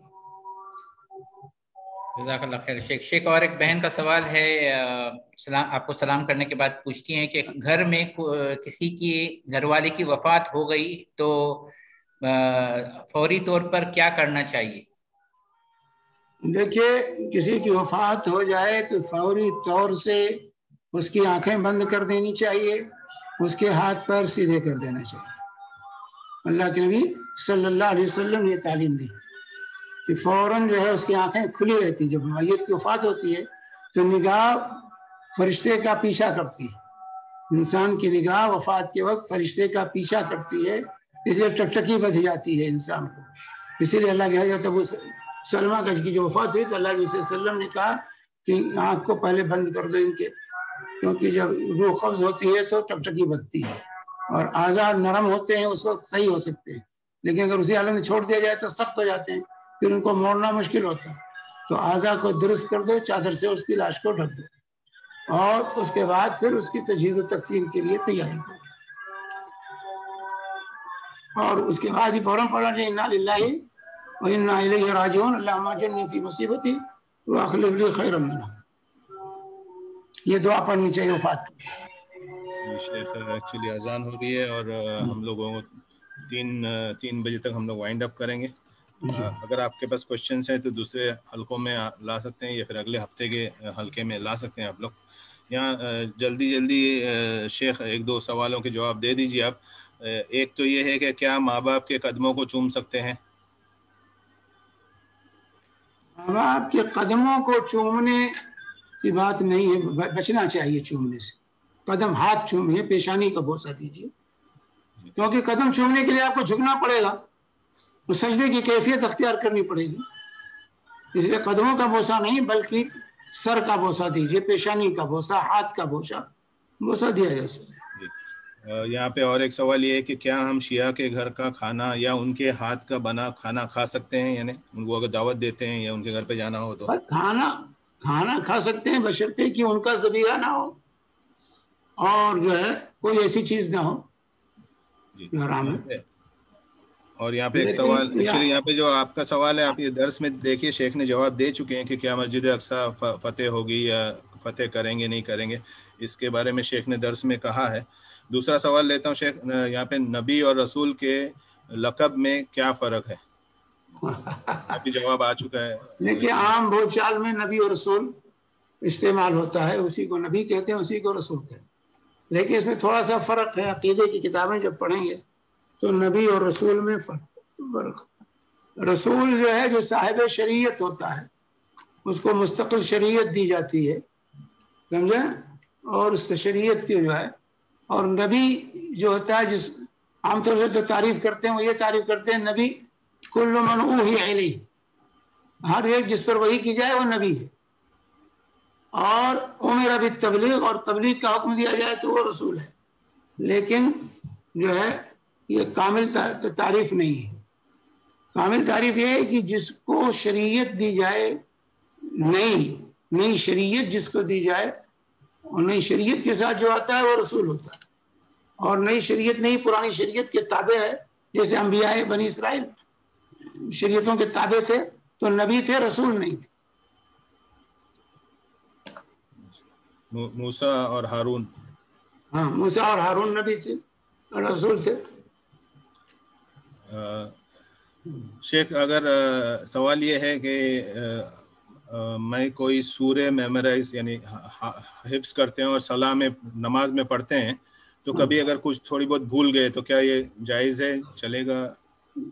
کوئی بات نہیں، بھول گئے کوئی ایسی بات نہیں، بھول چوک تو ہے، معاف ہے، بھول چوک معاف ہے. ٹھیک ہے شیخ. جان بوجھ کر نہیں غلطی کرنی چاہیے، غلطی ہو جائے کوئی بات نہیں. قرأت میں غلطی سے سجدہ سو بھی لازم نہیں ہے. قرأت میں جلدی سورہ فاتحہ کے علاوہ اگر غلطی ہو جاتی ہے تو اس سے سجدہ سو لازم نہیں ہے. ٹھیک ہے، میرے طرف سے اتنا ہی ہے. میرے خیال سے وائنڈ اپ کر سکتے ہیں. سجاد بھائی آپ کو کچھ؟